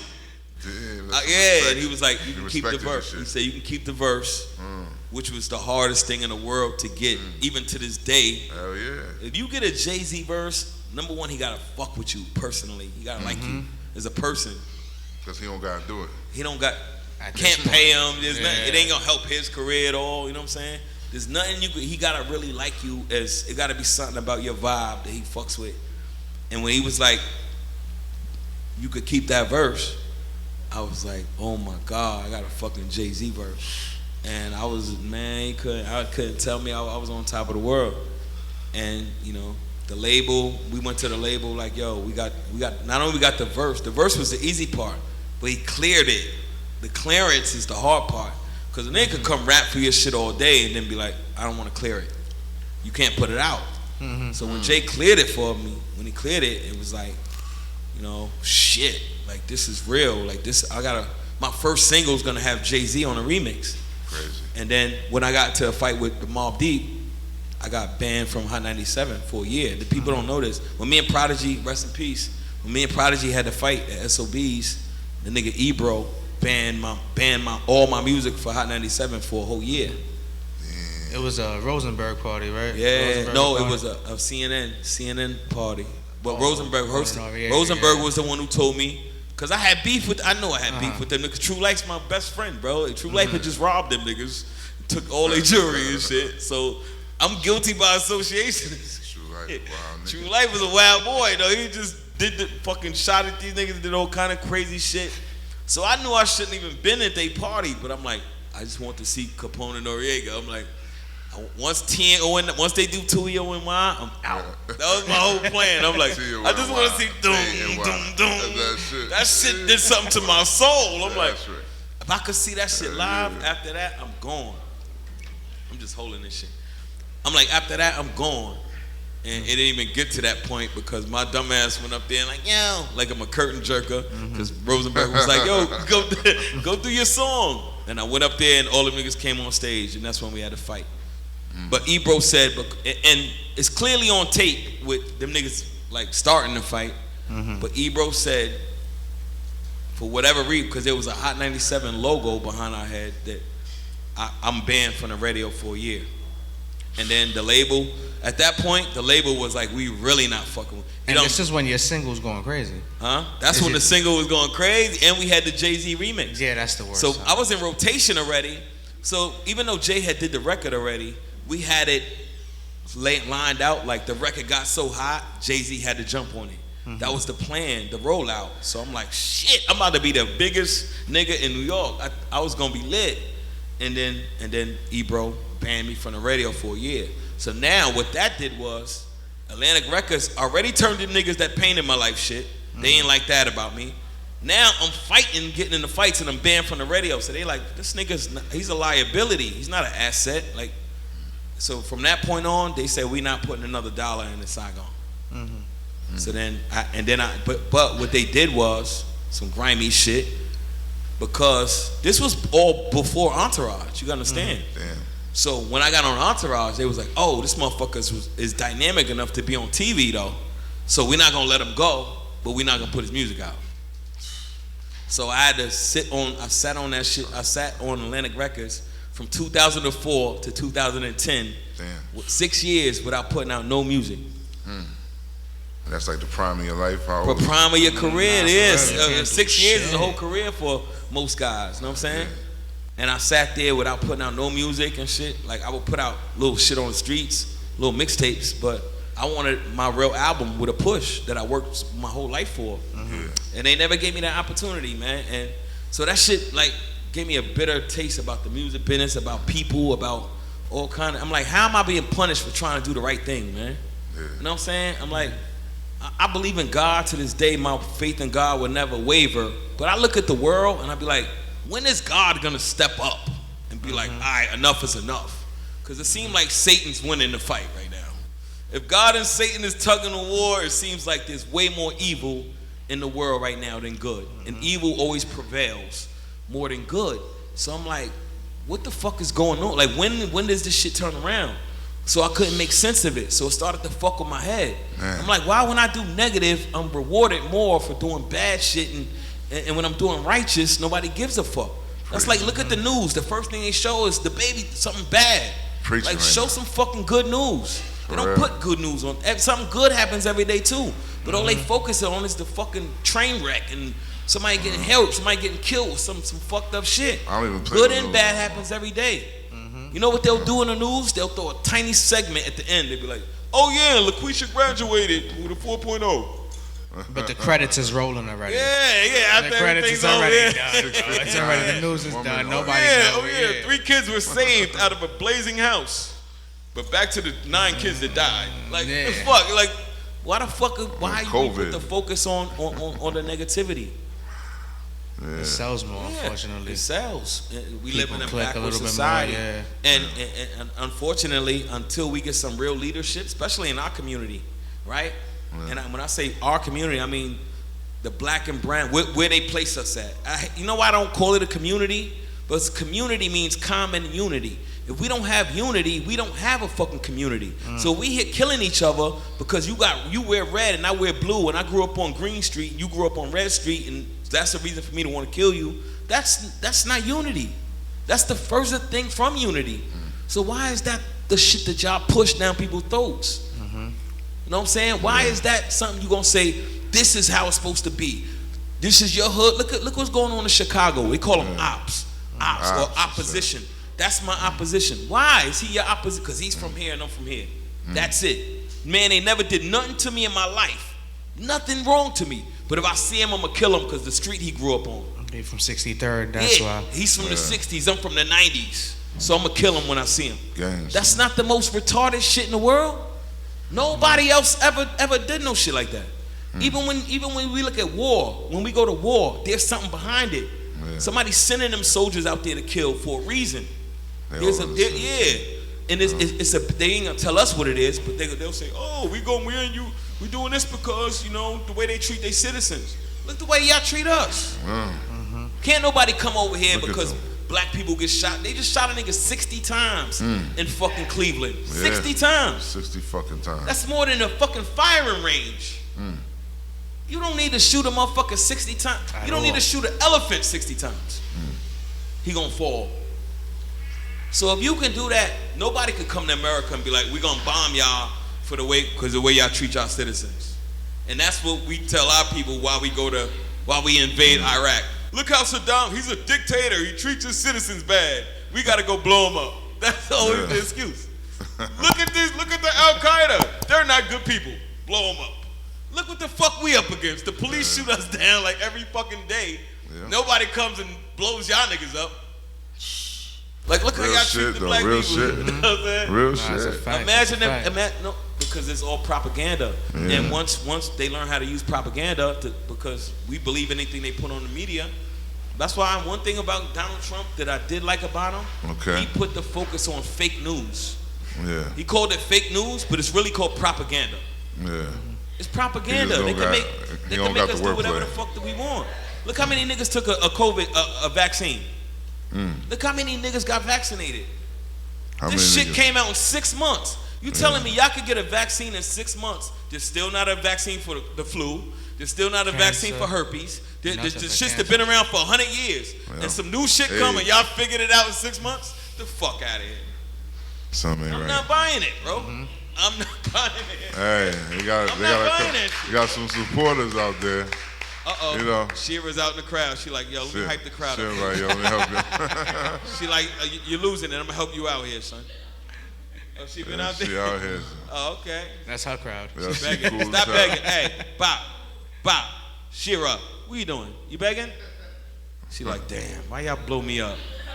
She like, I can't stand y'all niggas. Now you can go, Bob, you can go. She went right back to it. Yeah, you see that? Long as she listens. No, it's funny. I done been in 10 relationships. Hold on. I done been in mad relationships. I can't get a woman to listen this good. Shira's amazing. If I could get a woman to listen to me, I'd be like, listen, just listen. I mean well. I'd be like, fuck you, nigga. I do what the fuck I want. This shit was amazing. I was like, shit. Like, how the fuck could I train a dog to wink at me? Hey, babe, just come. All right, just go. You see how smooth that was? Smooth. Woman would be like, nah, nigga. Only my daddy tell me what to do, nigga. You ain't my daddy.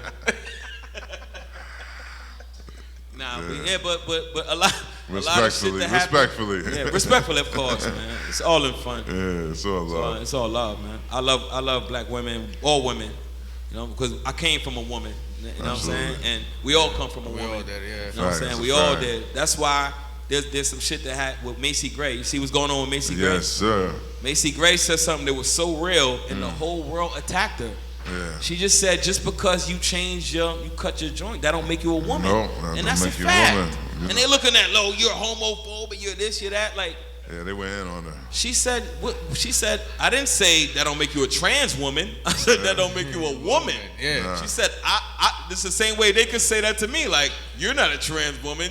She'd be like, you're right. I'm not. So you can't tell. I couldn't call myself a trans woman because that's not what I am. Right, right. So why is it wrong if I say that's not a woman? It's political science. It's all bullshit. Man. It's all mind fuck. It's all a mind fuck. And if you dumb enough to let them fuck your mind, you're a fucking idiot. If you dumb enough to say fuck it, it's like sheep. You got sheep and you got shepherds. Yeah. The sheep is just gonna follow wherever the shepherd take them. Yeah. So if you a nigga that's just gonna follow the crowd and do whatever, sometimes these motherfuckers know shit is wrong and they be like, fuck it. I don't want to be the lone sheep to get lost in the back, so I'm just gonna follow the flock. Yeah. No matter where these niggas is taking us, they could be leading us to the slaughter. That's how we eat so much beef. They lead these niggas to the slaughterhouse. Following each other. They all following niggas to become a burger. If these niggas knew they was about to be a burger, they'd be mad cows. Like, get the fuck off the line. They got many niggas. They got many sheep. If they knew they was about to be a motherfucking veal parmesan, would have jumped off the line. I'm out, son. Niggas gonna have to catch me. Niggas is leading you to the slaughterhouse, and that's what's happening to us. I feel like as human beings, we just follow the fucking wherever the society tells us to go.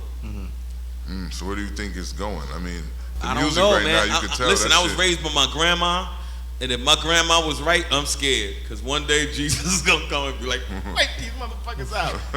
I'm only taking the real ones. That's what my grandmother told me this when I was a kid. She like, the world's going to be fucked up one day. And everything she said is actually happening right now. She said, you're going to see things that's going to make you be like, no way this shit is happening. And that's the shit that's really going on. I'm not going to get specific because I don't want to get canceled again. I'm like, I done got canceled like 16, like, oh, they done canceled Siagon again. So I just got out. I'm the most canceled nigga in history. So, but, you know, because I speak my mind. You know what I'm saying? I speak my mind. Can you imagine if Tupac was alive today? Yeah. They would have canceled that nigga the first day. Like, nah, for real. They would have been canceled the first day. I think they did and that's because he was a kindred. He come from that Black Panther tutelage. He come from fuck that, man. We not going for the banana in the tailpipe shit. And most of us will, because what they'll do is they'll kill our leaders off.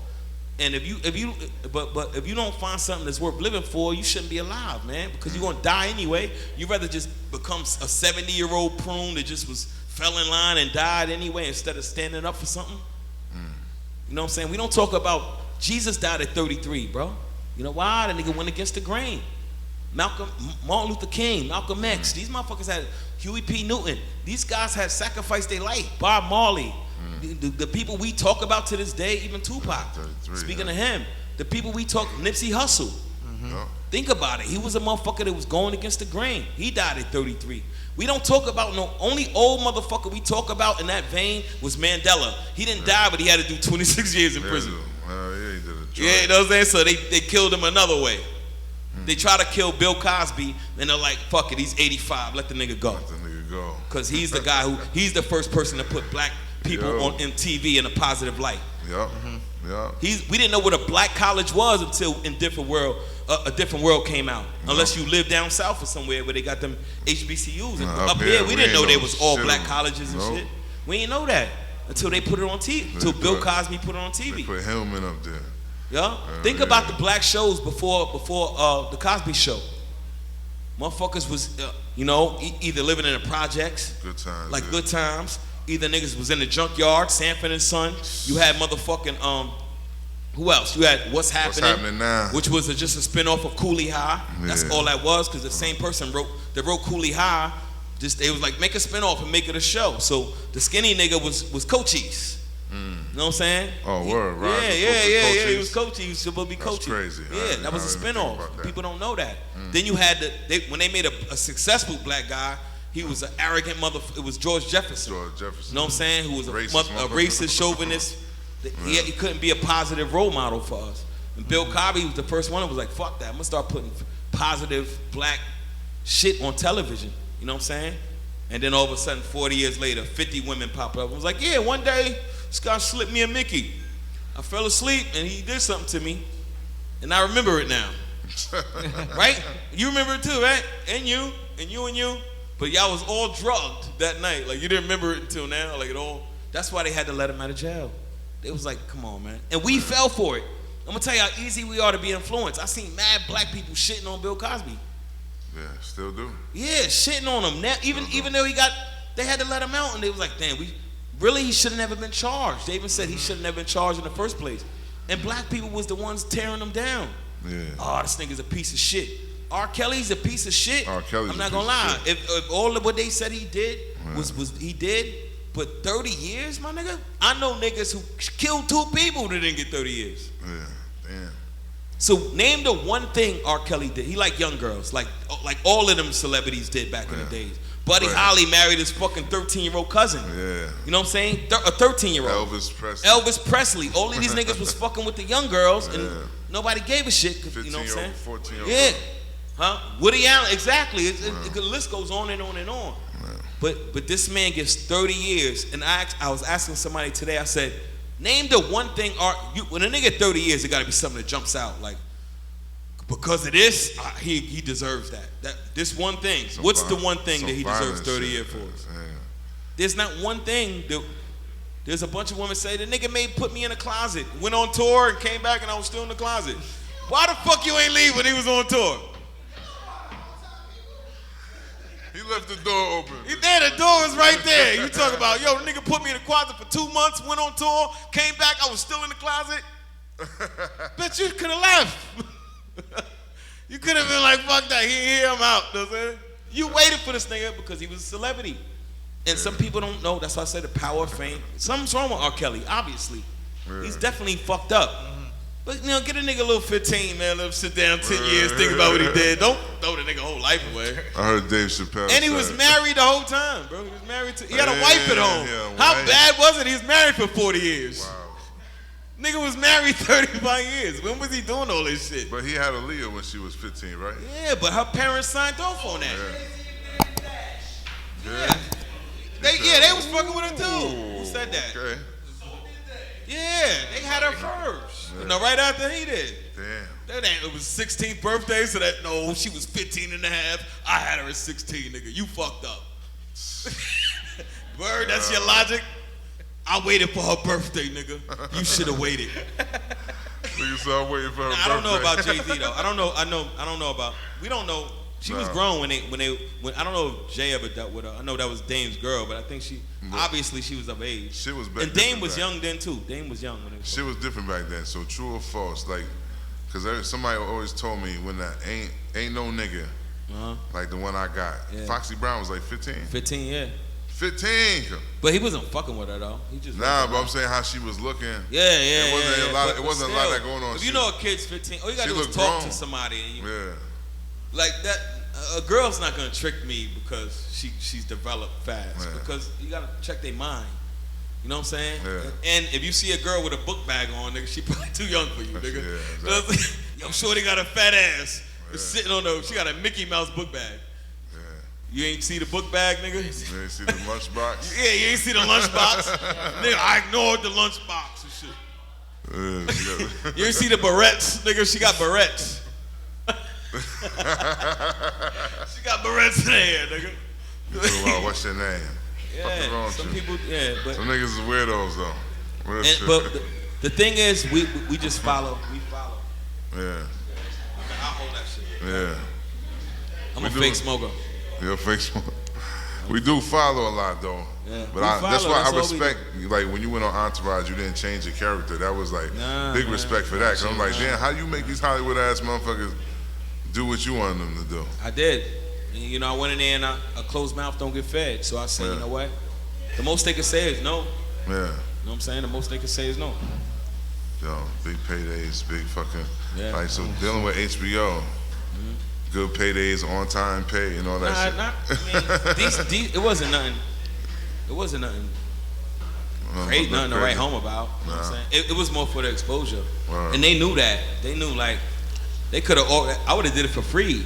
So they, you know what I'm saying? So they're not going to hit you with the super bag. Like, they don't need you. You know, who the fuck are you? You know what I'm saying? We can replace you tomorrow.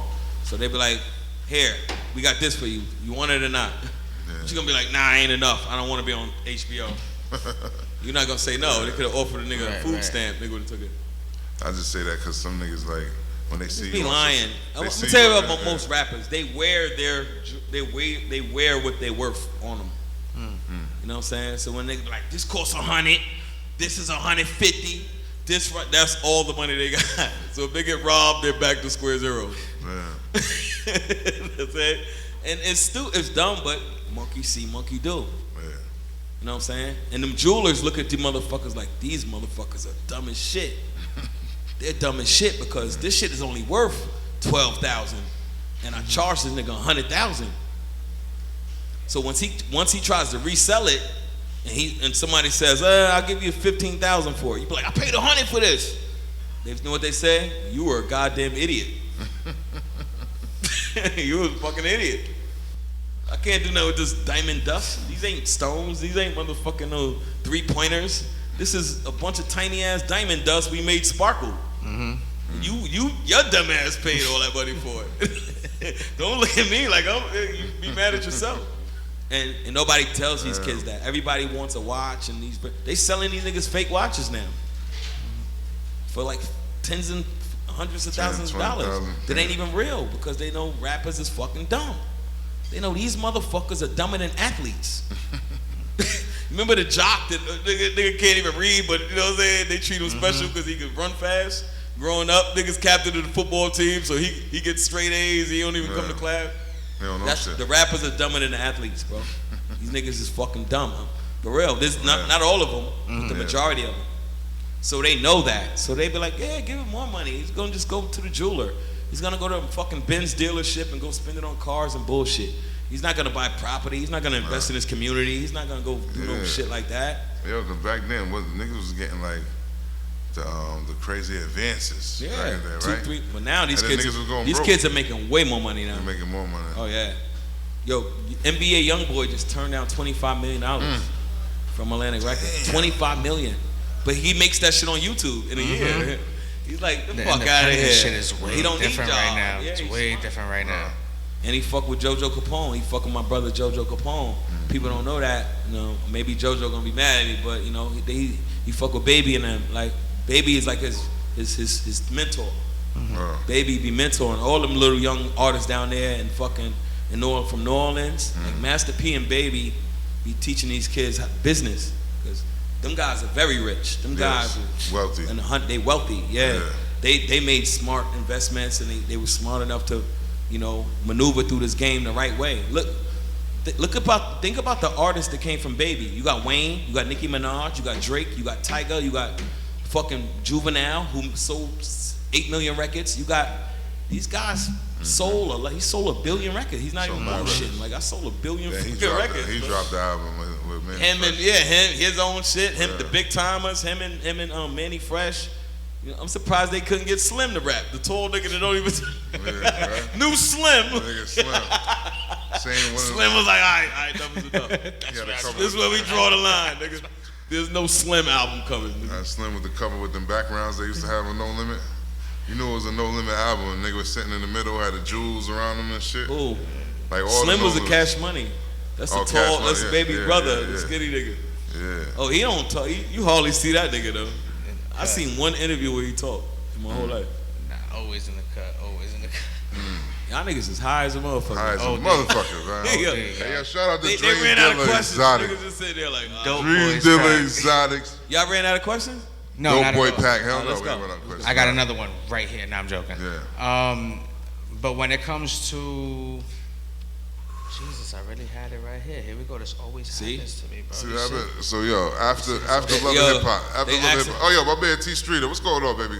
T Streeter, what's up? T Sawyer. T fucking Sawyer. See? What made me call him that? Streeter's over there. Streeter's over there. Streeter's Okay, over there. that's what made me call him. What the fuck am I smoking? Go ahead, bro. Bring this shit to the hood. Yeah. What? Bring this shit. Oh. Slaves to y'all ego. Vice Lords, Latin Kings. We need peace, God. We need to start practicing. So that's a song I wrote in 2004. I wrote a song called Color Purple in 2004. I seen what was happening with the gang shit before it happened. I tried to prevent it. That's another song I gave to the label. I'm like, yo, we need to stop this shit before it gets out of hand. This gang shit in New York is becoming something. It's gonna be like Cali in a minute, and it's gonna be it's like a forest fire. Matter of fact, it's like cancer in your body. If you catch it early, if you catch it early, you'll be straight. Once the shit starts spreading and get to stage 1, stage 2, stage 3, they like, shit, man, you got 6 months to live. And I seen that shit happening with gang culture in New York. I'm like, damn, bro. Everybody was God body, calling themselves divine and supreme, and you know what I'm saying, wearing the universal, and then they all started to become Bloods. And it happened in the penitentiary. It started happening on Rikers Island. And I'm like, damn. So I'm like, shit, let me be the person that try to use rap to try to prevent this shit, because I got a record deal. So I made a song called The Color Purple, meaning red and blue make purple, the color of love. Like red and blue, we gotta come together. You know what I'm saying? And they looked at me like, the fuck are you talking about? We like the gang banging shit. More banging, motherfucker. We need more banging. Like, y'all kids don't bang. Y'all kids just sit back and watch this shit from the mansion. And they told me to kick rocks with flip flops and all that shit. So that's another. I'm glad you brought that up, because that was another example of me trying to be like, damn. Y'all gonna give me a voice. It's like, think about, I would never compare myself to a martyr or one of those guys, but I studied those guys, and I'm like, damn, you got one life. So Malcolm X was a criminal. You know what I'm saying? When he was fucking Dirty Red, he was robbing motherfuckers, hustling, jostling, and he figured out, damn, they're using me as a pawn, to fuck up my own community.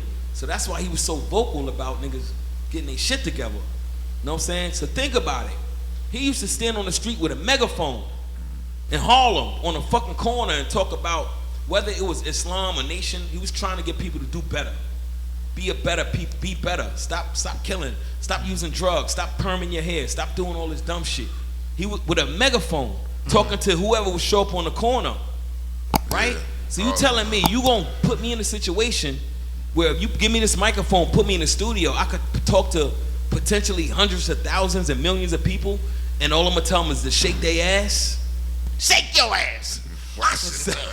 Shake your ass! I'm not doing that. Let them niggas do that. I don't wanna be that guy.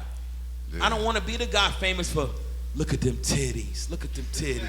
Yeah. I don't wanna be him. Strip club joint. Yeah, I don't want, they talking about, yo, we can't play this shit in the strip club. I don't give a fuck about the strip club, man. And that's the shit they used to say to me, and I used to be like, yo, y'all marginalize all of us. And y'all think it's, because what they do is they dangle that fame and that money carrot in your face. And that shit hypnotizes 99% of us. So you'll say it, a nigga will make a song called Fuck My Mom. So they're like, yo, if it's Fuck My Mom shit, it's gonna be platinum. You sure? Yeah, nigga, fuck my moms. Fuck it. Fuck my moms. Then you go, yo, mom, check now, I'm gonna buy you a Mercedes. Remember that Mercedes? Fucking around moms is with it. Fuck my moms. That's how easy they fuck us up, bro. That's crazy. They promise us a bag. Now, I get the bag. That's everybody's excuse for everything. He getting that bag, though. So niggas, getting that bag. You see motherfuckers do anything for dope. Anything for money, bro. Any fucking thing, bro. And you know what? The thing is, look what they do with the money. They give it right back. They go buy Louis Vuitton. Niggas will pay $3,000 for a handbag. They go buy. Think about how much money Mercedes-Benz makes from just rappers rapping about it. They don't pay these niggas a fucking nickel.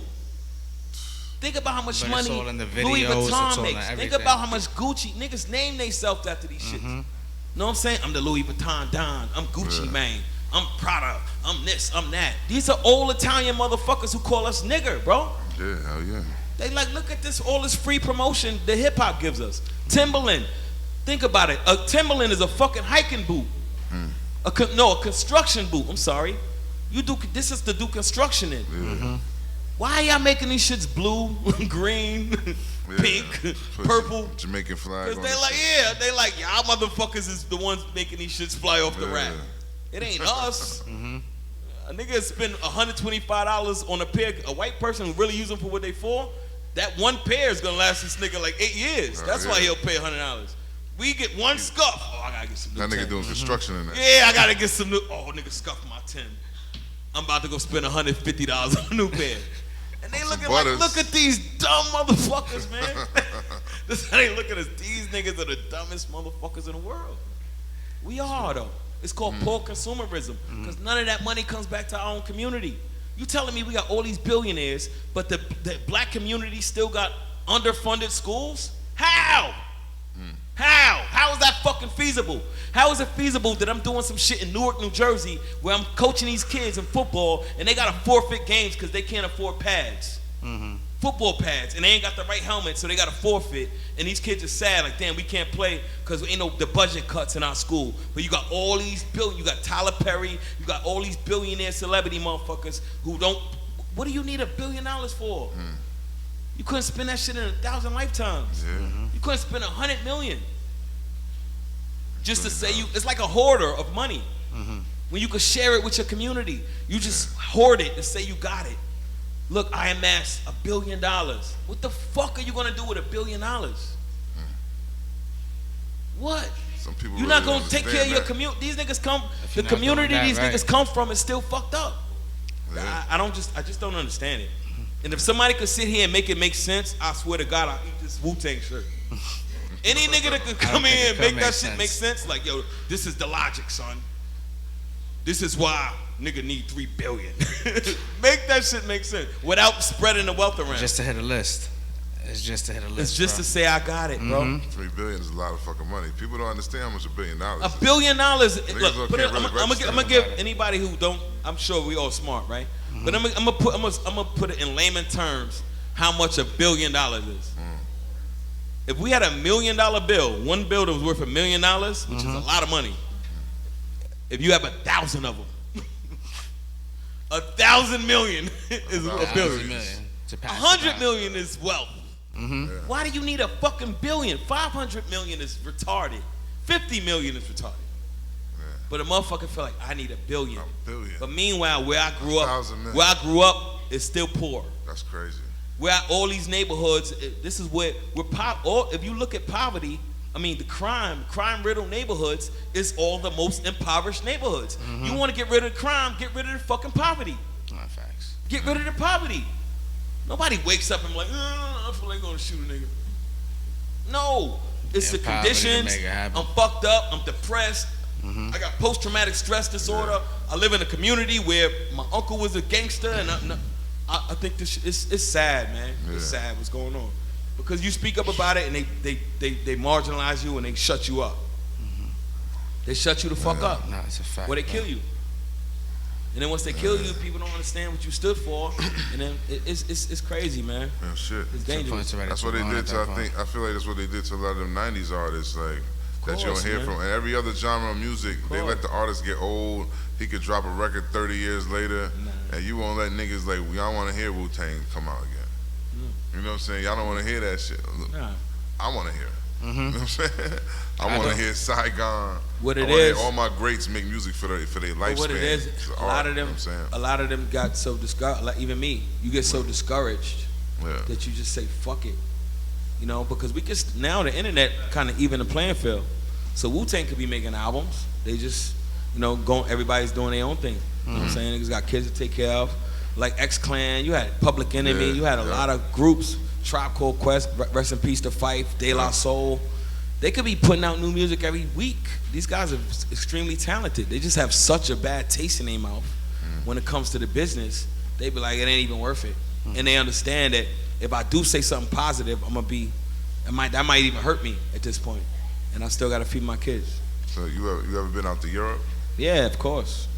Many times. How the vibe different out there? Oh my God, they love you in Europe, man. They appreciate us more than we do. Like Europe understand, they get it. So artists like myself are way bigger in Europe than I am here. Like they love artists like myself and Papoose and artists that more lyrically driven and have something to say. Like, you know what I'm saying? And you come over here and they be like, that nigga just be preaching that black shit. Ain't that some shit? Nobody want to hear that black shit. Nah. And this the home of the slave. Nobody. Yo, it's backwards, bro. We live in the world where the tail wags the dog. Ass I didn't even think about that. I didn't even think about you heard that. That was fire, right? Yeah. I can't even see that quarter, but my man be yelling some shit. Yeah. You paying attention. That was fire. We live in a world where the tail wags the dog. And it's funny because a lot of people just sit around and act like this is not normal. Like it is normal. Like it's not abnormal. And the shit is abnormal. Yeah. It is. Yeah, it really is. So you feel like they programming our kids for this shit? Yeah, they are for something. Because, you know, whether it's world supremacy, domination, like you already run shit. Like what more do you need? But it's time for us to get up out of this shit. Yeah. It's time for us to be like, all right, man, we can't keep blaming white people at this point. You know what I mean? We can't be like, oh no, we got. It's to the point now where it's like, all right, there's land. This country has enough land for us to go build our own shit. We should have our own NBA. We should have our own. The NFL's 75% black, and there's not one black owner in the NFL, and the whole league is 75% black. That shit is crazy. That don't tell you something. That shows you that we haven't figured it out yet. You know what I'm saying? Because without us, ain't no fucking league, obviously. At all. So why there's no owners? I heard Diddy wanted to own it too. And they told that nigga Diddy to eat one. They said, we like you, we like to take that. Yeah. But now you're getting beyond yourself. Yeah. Nah, this is different kind of money. Wow. This is a different kind of hustle. They're never gonna let us in the sports betting. It's a boys' club. You ain't getting in there. They're never gonna let us in the sports betting. You think Jay's as close as we'll get right now? Jay running, you know what I'm saying? But Jay's smart. Jay know what he doing. Jay know how to be in the right circles. You know what I'm saying? Jay know how to understand where he's appreciated and where he's needed. He knows how to position himself where, okay, you need me as much as I need you because my influence is very, very strong. Jay-Z owns Rock Nation, who has Rihanna, who has Beyonce's his wife. He had, you know what I'm saying? He's so powerful. We don't even realize how powerful Jay-Z is. Everybody's on Rock Nation, managed by Rock Nation. All his old niggas who thought they was competing with him, they all work for him now. Fat Joe's, Jada Kid, they all managed by Rock Nation. And he's sitting there like, look at my old competitors. Jazzo. Yeah, they're gonna put him in the game. You know what I'm saying? Jay's more powerful than even what meets the eye. Title, all of this, Jay-Z is a different kind of motherfucker. He's different. Live Nation dealing. And he does a lot. And the thing about it, if you look at Jay, he wears a universal flag on his chain, which represent gods and earths. You know what I'm saying? Which represent, righteousness. Jay-Z, now if you listen to his music, he's talking that shit. You know what I'm saying? Because now he's like, fuck, what y'all gonna say to me now? You know what I mean? What y'all gonna say to me? Yeah. You know what I mean? He not worried about dying. He not scared to die. You can tell when somebody not scared to die. He probably don't want to die. Nobody wants to die, but I don't think he's scared of that. Because if he died, he'd be bigger in light. He'd be way, way, way, way bigger. So he's like, y'all fuck around, kill me. Y'all gonna make me a fucking martyr. They might put me in the new Bible and shit. I might be Jesus in the new Bible, nigga. Fuck around, kill me young. You know what I'm saying? I'm gonna surpass Tupac, because Tupac is that nigga right there. We still talk about Tupac like this nigga was alive last week. To this day. He been dead. Why is that? Nigga just went viral last week, son. You remember Dave Chappelle had that skit with Tupac? He was like, niggas in the club with the green shirt. She got a doodle stain on her back. It must be doodle stain. Yeah, son. But yeah, man, we gotta. I just think, man. That show you the game. They want us dead, man. They do, man. They want us. They want us marginalized. They want us because the thing with slavery, right? You gotta understand. This is what black people gotta understand, right? Like, and I get it. Like when we get mad when we see racism or some shit happen, we'll be like, oh, that's not supposed. Do you forget where the fuck you at? Do you forget a couple years ago they would lynch a nigga for whistling at a white woman? Like, your ass is gonna be hanging, not just lynch, like in the back, like the whole community is gonna be like a party. Like it's gonna be a lynching nigga. This is the 60s and this is not a long time ago. My mother was alive. My mother. So we not far removed from that. You understand, my grandmother was a sharecropper. Her mother was a slave. We're not like way, way off. Like our generation is still affected by the results of slavery, of course. And that's the shit we gotta understand. And we have to be like, okay, it's time.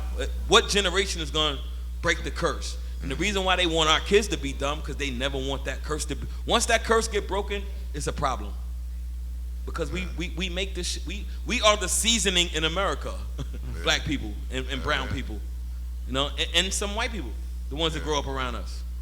So I'm saying we're the seasoning. The American food. Everything. Where it come from? You take away Soul fried food. chicken, you take away everything, bro. Look at the inventions that black people invented. That they stole the patents, the refrigerator, the microwave, the cell phone, the like essential shit, the stoplight. You take away the stoplight, niggas at the intersection fucked up, like bang, crash, bang, bang. Like we fucked up. Air conditioner, all kind of shit. The straightening comb, the iron, everything that all these black inventions that we don't even speak about, and would make America thrive, and we still in the black communities fucked up. The only people, because it's more so about a class thing. So if a person makes it out of the ghetto and get rich, they be like, oh, I'm different than you. You a poor black. I'm a different kind of black. I ain't black like you. But to a white person you are. You just a nigga with money. You still a nigga. Like he said, OJ said what Jay-Z said? OJ said, okay.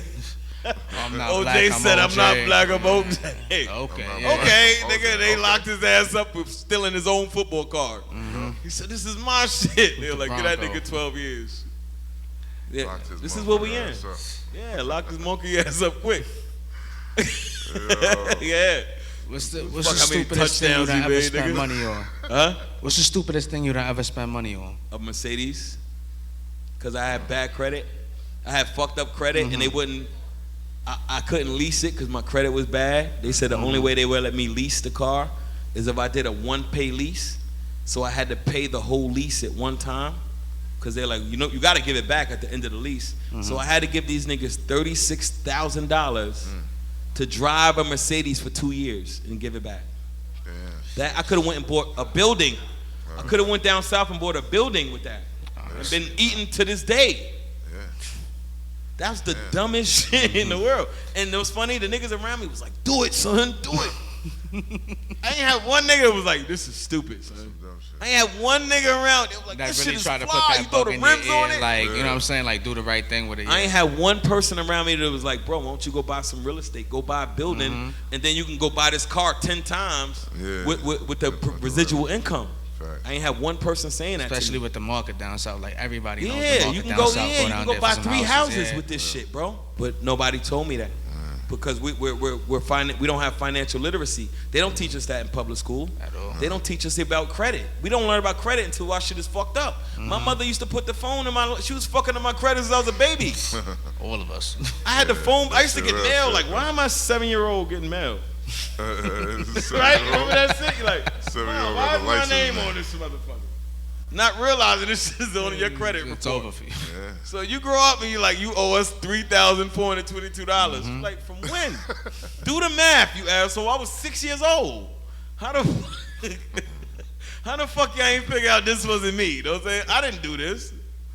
And this is it because we're not taught literacy. We're not taught about credit score. We're not taught about taxes.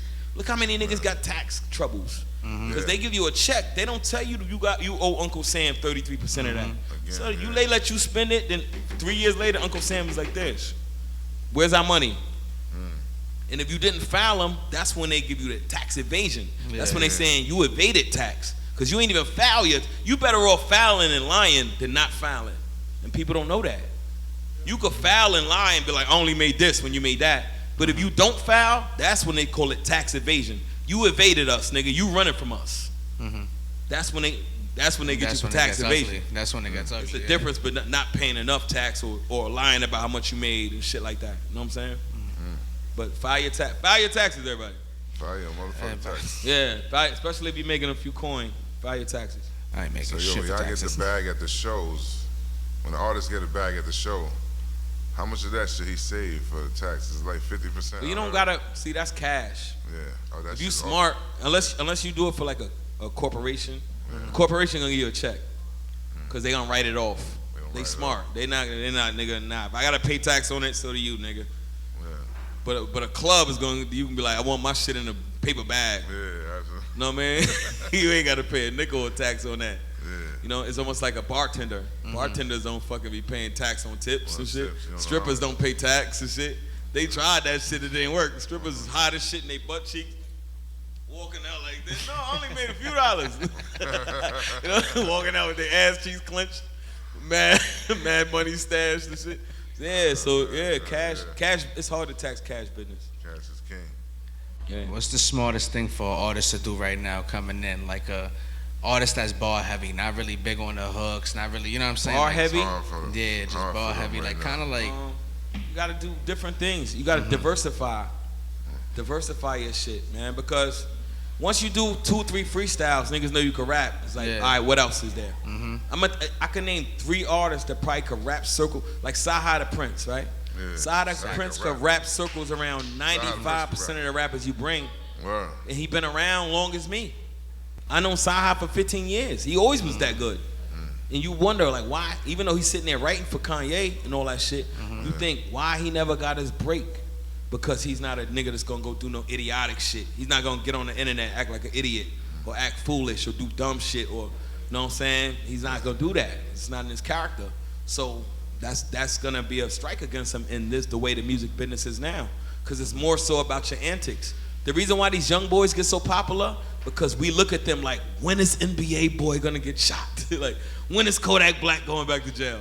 When is those guys who live on the edge? We love that. We love to see a train wreck. All these niggas that get popular and shit. Little Boosie, like Little Boosie was on death row at one point. You know what I'm saying? Gucci Man killed the nigga. You ask you give me any fucking popular rapper, there's some kind of violence attached to him, some kind of fucked up. Name them. Look at Young Thug and these niggas. Threw it all away, bro. Them niggas are done. Them niggas done. Look at Casanova. Yeah. Casanova's finished, bro. Damn. These guys had it made. But that gangster shit, that's why we love them. They keep you on the edge of your seat. Like, when is he gonna get shot or go to jail? That's why Chicago, look at Lil Durk. You know, Durk got the most ops. Durk is so popular because he comes from Chicago, where it's very dangerous. That's why King Von is popular. That's why Quando, Rondo. Nobody cares about these niggas' raps. They like, these motherfuckers live on the edge. These niggas are dangerous. They out here with shooting. They can get shot any day. And if Durk was to get shot, know what people would say? We seen it coming. He had mad ops. He had mad ops. Yeah. Right? That's all we'll say. We'll talk about him. We'll talk about him for a few weeks, and then who's next? And it's us doing this shit to ourselves and each other over nothing. Over nothing, bro. Over no reason at all. Not ego. Exactly. Yeah. False machismo. False bravado. It's fucking false bravado. That don't make you a man. Anybody could pull a trigger, bro. Facts. Anybody could pull a trigger. That's why when I was in jail, I used to love to see niggas who, that nigga shot 5 niggas. He get in there and niggas slap him. Sneakers. Let's see how he scrapped. He ain't got no gun. Yeah, nigga can't fight. Can't fight a lick. No hands. No hands whatsoever. Anybody could close their eyes and shoot a gun. That don't make you a fucking man. That don't make you tough. And I'm guilty of that. I was one of them people who thought, fuck that. I ain't got time to fight. Nigga come to me, I'm shooting him. You know what I'm saying? But when it got time where I had to learn how to fight, I was like, damn, I gotta learn how to fight. I gotta fight. These motherfuckers is trying to take my shit. I gotta fight.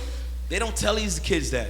Like, if you lucky enough to live and you go to prison, you gonna have to either learn how to fight or niggas gonna be beating the fucking shit out of you.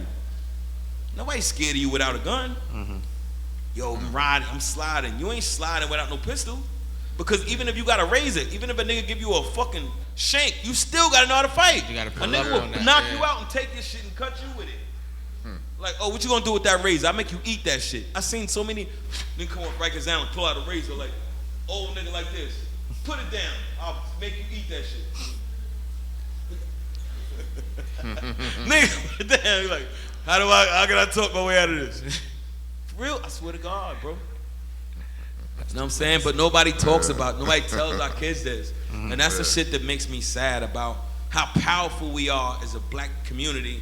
And we just we don't stand up for ourselves. We don't say, yo, enough is enough. Like, we need more powerful people in power to talk about these killings. We need people to be like people who's influential, like Tyler Perry and Oprah Winfrey and Jay and Nas and Kanye. Like, we know y'all sell liquor. We know Ciroc. We love Ciroc.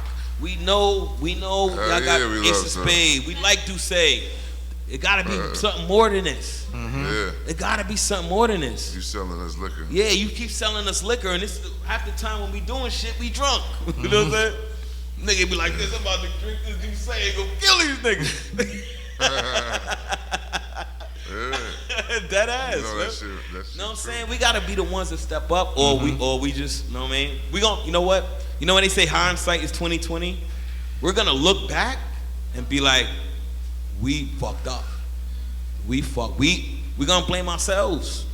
There's not gonna be nobody to blame but ourselves. Like, look what we had and did nothing with it. It's like my grandmother used to say, son, never let a rock turn into sand and slip through your fingers.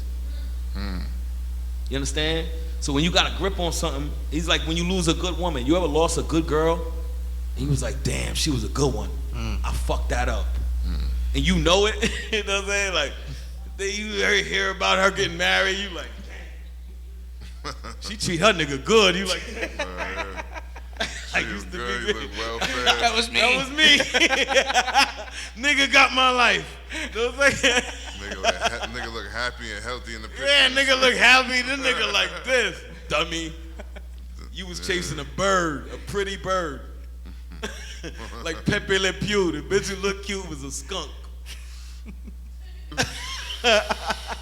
Remember the cat used to chase Pepe Le Pew. Pepe Le Pew. He said chasing the cat. Nigga look pretty with a skunk. Stinky ass nigga. That's how we fuck up. You know what I'm saying? Yo, you know they canceled that nigga. Yeah, they canceled him. Everybody gets canceled. He ain't make it to Space Jam. Everybody, Pepe Le Pew's out of here because he was doing foul shit.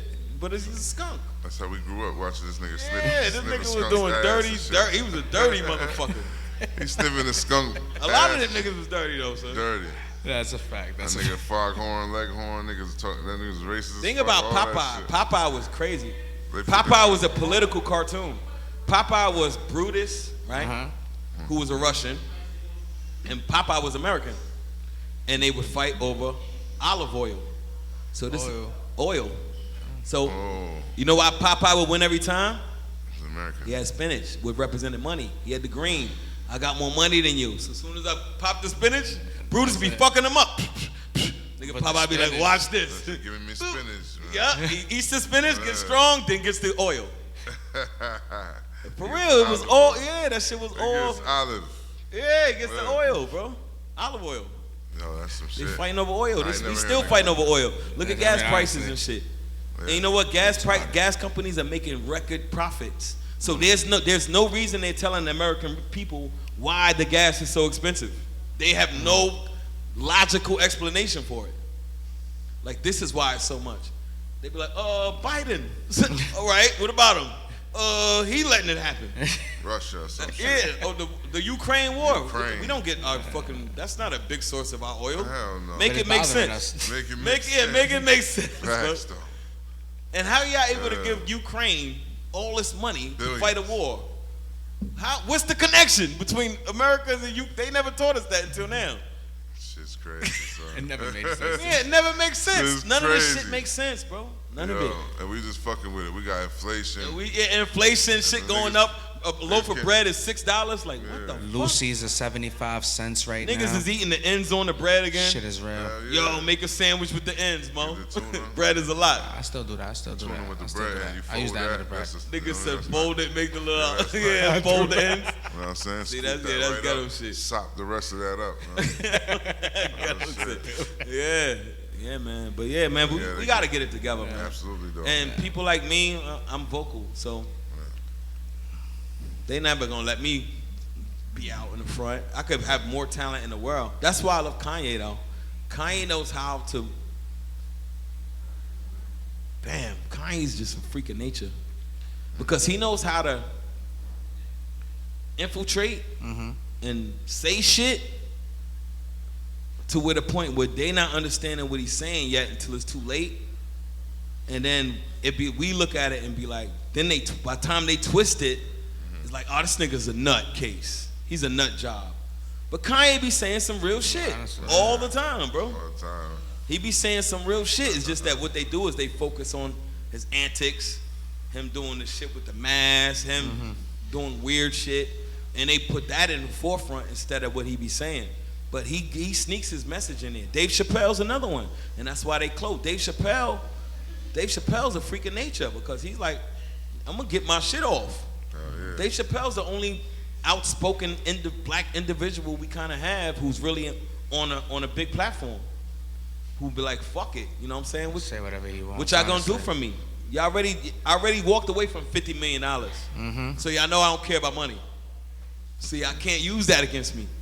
Y'all can't be like, you do that, you gonna, nigga, I walked away from 50 million. Can't trick me with that shit no more. Woo. So they know that he don't care about money. 50 million, walking away? I mean, it depends on the situation. If it's that situation, then yeah. Well, I'm going to honestly. I'm going to. I'll go back to Puerto Rico. You got a question? Yeah.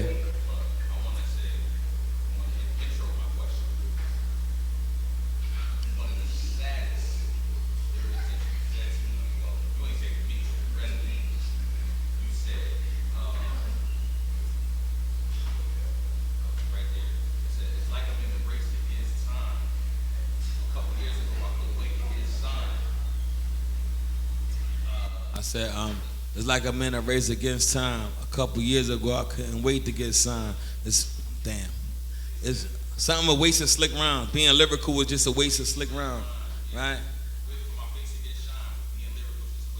Yeah. Yeah, waiting for my face to get shine, but being lyrical was just a waste of slick rounds. That's ill. That's a ill. Damn, I was a sick bar. Give him the mic. Yeah, because now we good. Okay. Right. I just wanted to preface that. Just communicate that with you. But I want to ask you about the MF effect with you and Kool G Rap. I want to ask you how that came about. How was the collaboration?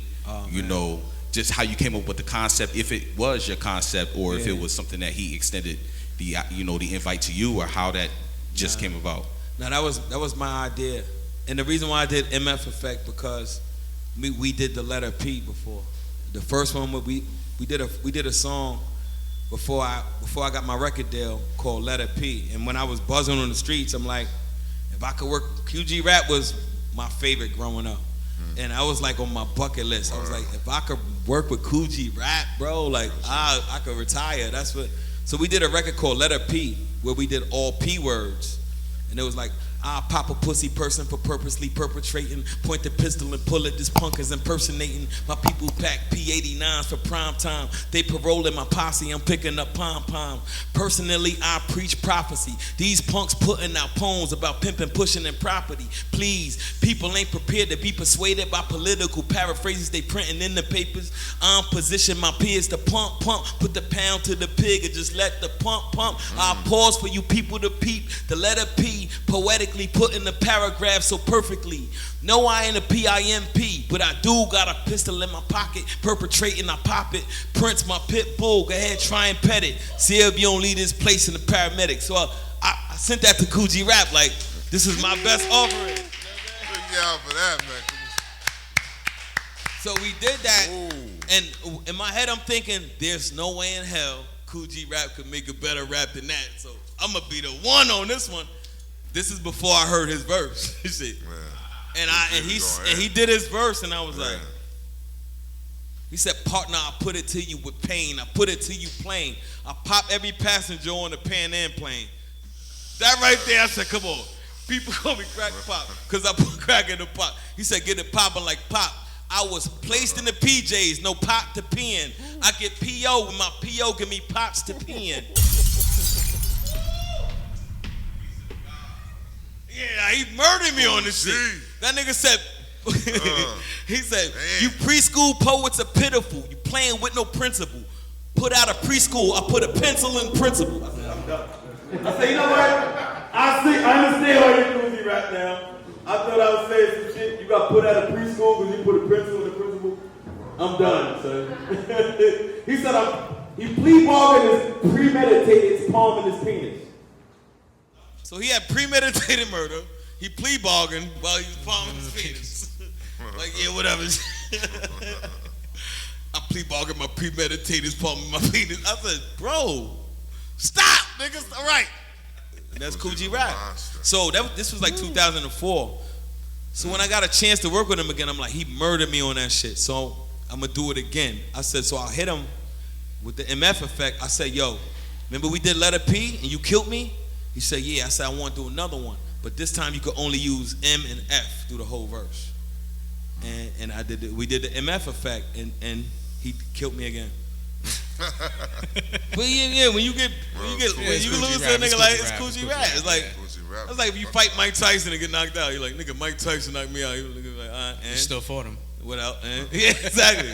Was it close, man? You got to work with a lot of legends. I work with Jay-Z. I work with Nas. I work with Black Thought. Black Thought, somebody, Q-Tip, Marsha Ambrosius, who's one of my favorite singers. Faith Evans. I did everything I set out to do. That's why when people be like, "Oh, Siagon's career was a flop," which I hear a lot, and I would look at the internet and be like, "Oh, this nigga." I'm like, if only y'all knew from where I came from to where I made it. I overachieve times 10. But to somebody on the outside, they look like, oh, this nigga didn't make $1 billion. He flopped. This is how fucked up and we are, but everything is success is subjective. A person that be like, I'm successful because they got money. Well, what if you're miserable? What if a person is poor is happier than you? Which one of y'all successful? Because the life is about 3 things. The end goal, we all gonna die one day. While we here on this earth, It's about, we try to achieve 3 things, and that's love, peace, and happiness. We want to find love, we want to be at peace, peace of mind, have peace of mind, and we want to be happy. And money, you can't buy not one of those things. There's millionaires that got a gun to their head right now and ready to blow their own head off because they miserable. Look how many of our fucking celebrities and people we love, they famous, they this and that, died from overdosing. Because what drugs do is helps you escape your reality. So people get high because they can't deal with their natural self. That's why we drink, that's why we smoke. Sometimes your natural self is like, too much is going on. I got too much shit to think about. Let me cloud my own judgment. Until the worse it is, the stronger the drug is gonna be. That's why you got motherfuckers who take opiates, niggas sip lean. Who the fuck sits around and drinks cough syrup? All of these niggas sip up, yo, this is codeine. Nigga, I ain't hear you cough once. You been drinking a whole cup of cough syrup?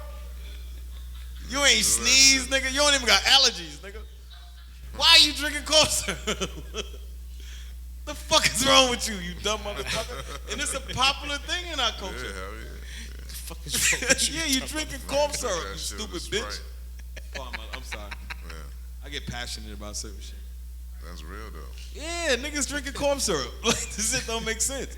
And niggas, instead of us being like, this is stupid, niggas be like, yo, give me that lean. Some Sprite. Fucking dummy. Pass that Sprite. Yeah, pass that high fructose corn syrup. I want to mix it with some cough syrup. With some, damn. Wonder why we got diabetes like a motherfucker. That should be coming regular. Yeah, wonder why niggas getting their toes cut off. Yo, the nigga got his leg cut off from diabetes. He had too much 7-Up and Pepsi. And lean. And lean. And he mixed it with regular syrup. Nigga even put pancake syrup in his shit. Nigga had all kind of syrup. Nigga had cough syrup, pancake syrup, and high fructose corn syrup. High fructose syrup. Yeah, high fructose. Get your syrup head. Syrup. Sipping on some scissor. Let's make a song out of it. Yeah. Sipping, it's a hit too. Yeah, Sipping on some smack. scissor. Classic. It really is. Straight classic. Exactly. Not only a hit. That's one of my favorite songs. Yeah. That shit come on right now. I'm throwing this mic and I'm about to be like.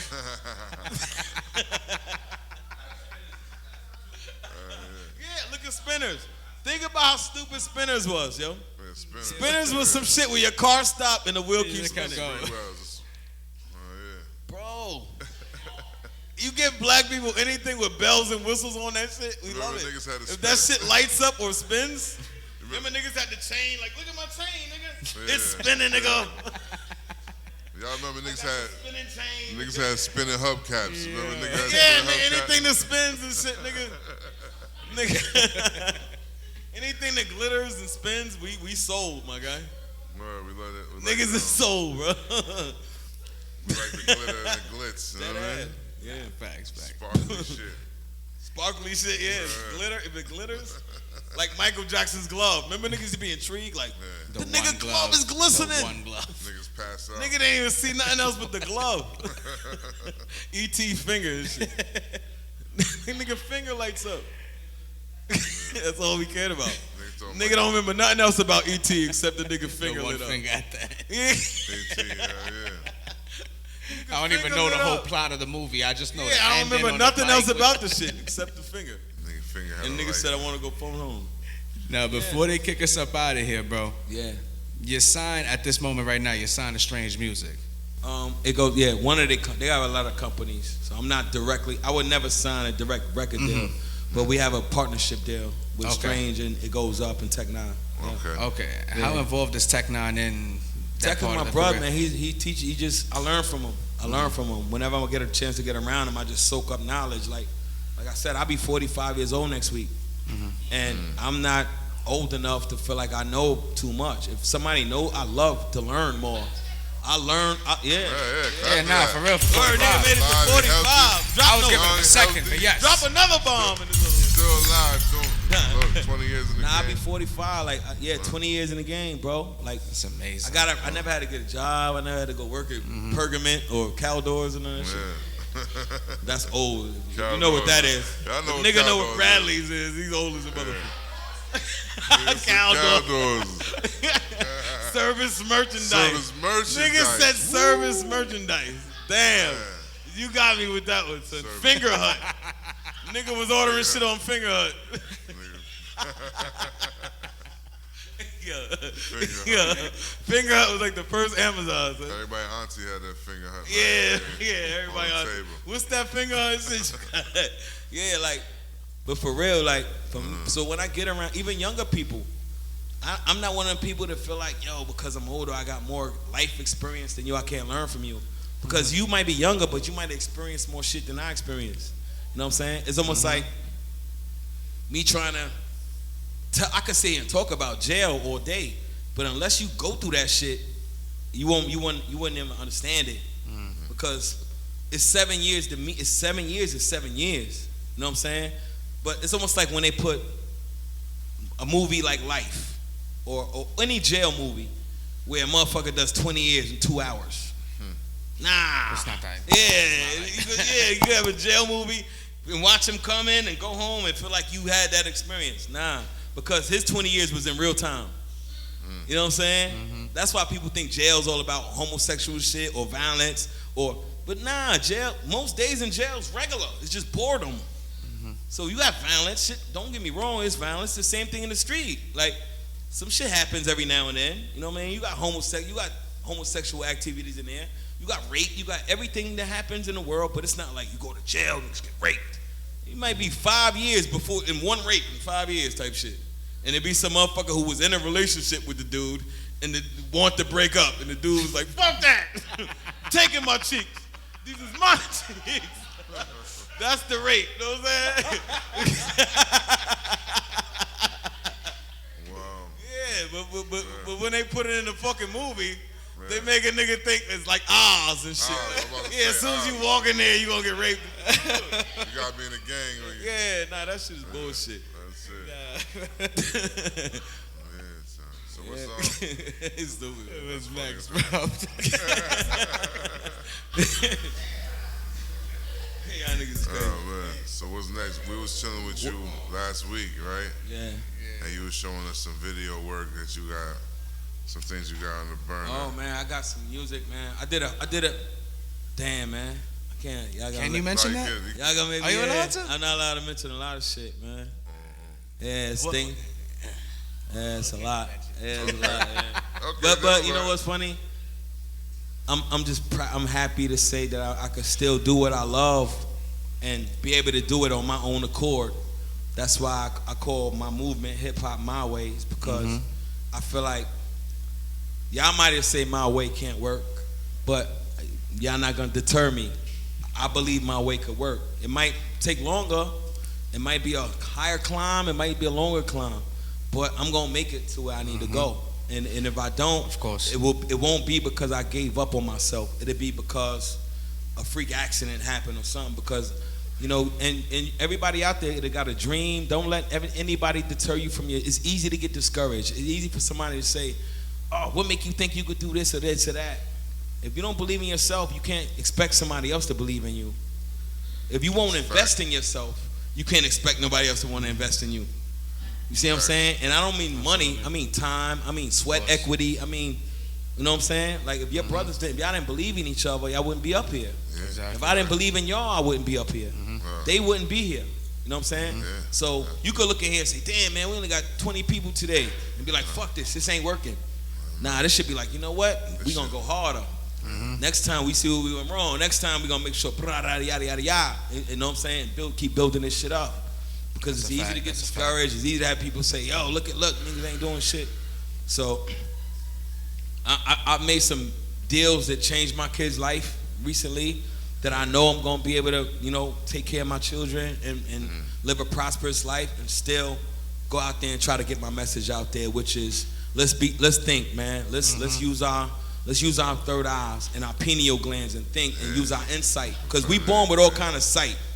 Like I learned one thing in jail. We have 4 sights. We have eyesight, where we see with them 2 balls in our head, your vision. You have foresight, where you see some shit before it happened. Like, damn, I seen this story before. I know how this will turn out. You got hindsight, when you see some shit after the fact. Damn, man, if I seen that. Then you got insight. The insight is very, very, very important. And that's when that little voice in your head that tells you right from wrong. When you feel something is wrong and you simply like, yo, that's wrong, son. Listen to that. Listen to that voice. You know what I mean? So thank y'all for coming out. I know they're kicking us out, right?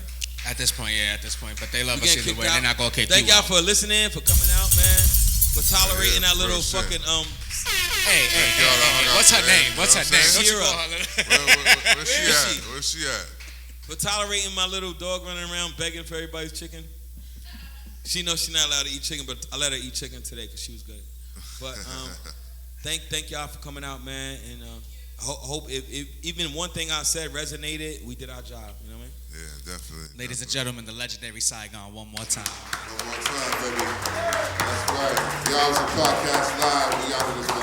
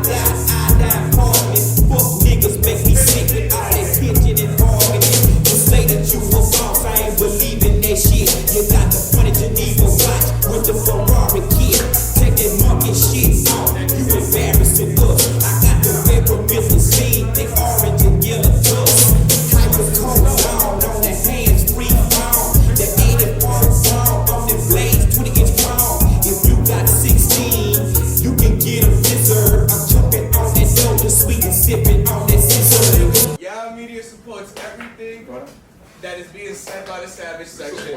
You know how they be like, yo, we don't double that message. You know what I'm saying? When they be like, we don't sponsor that message. We sponsor all those messages, bro. Anything the Savage section says is right with me, bro.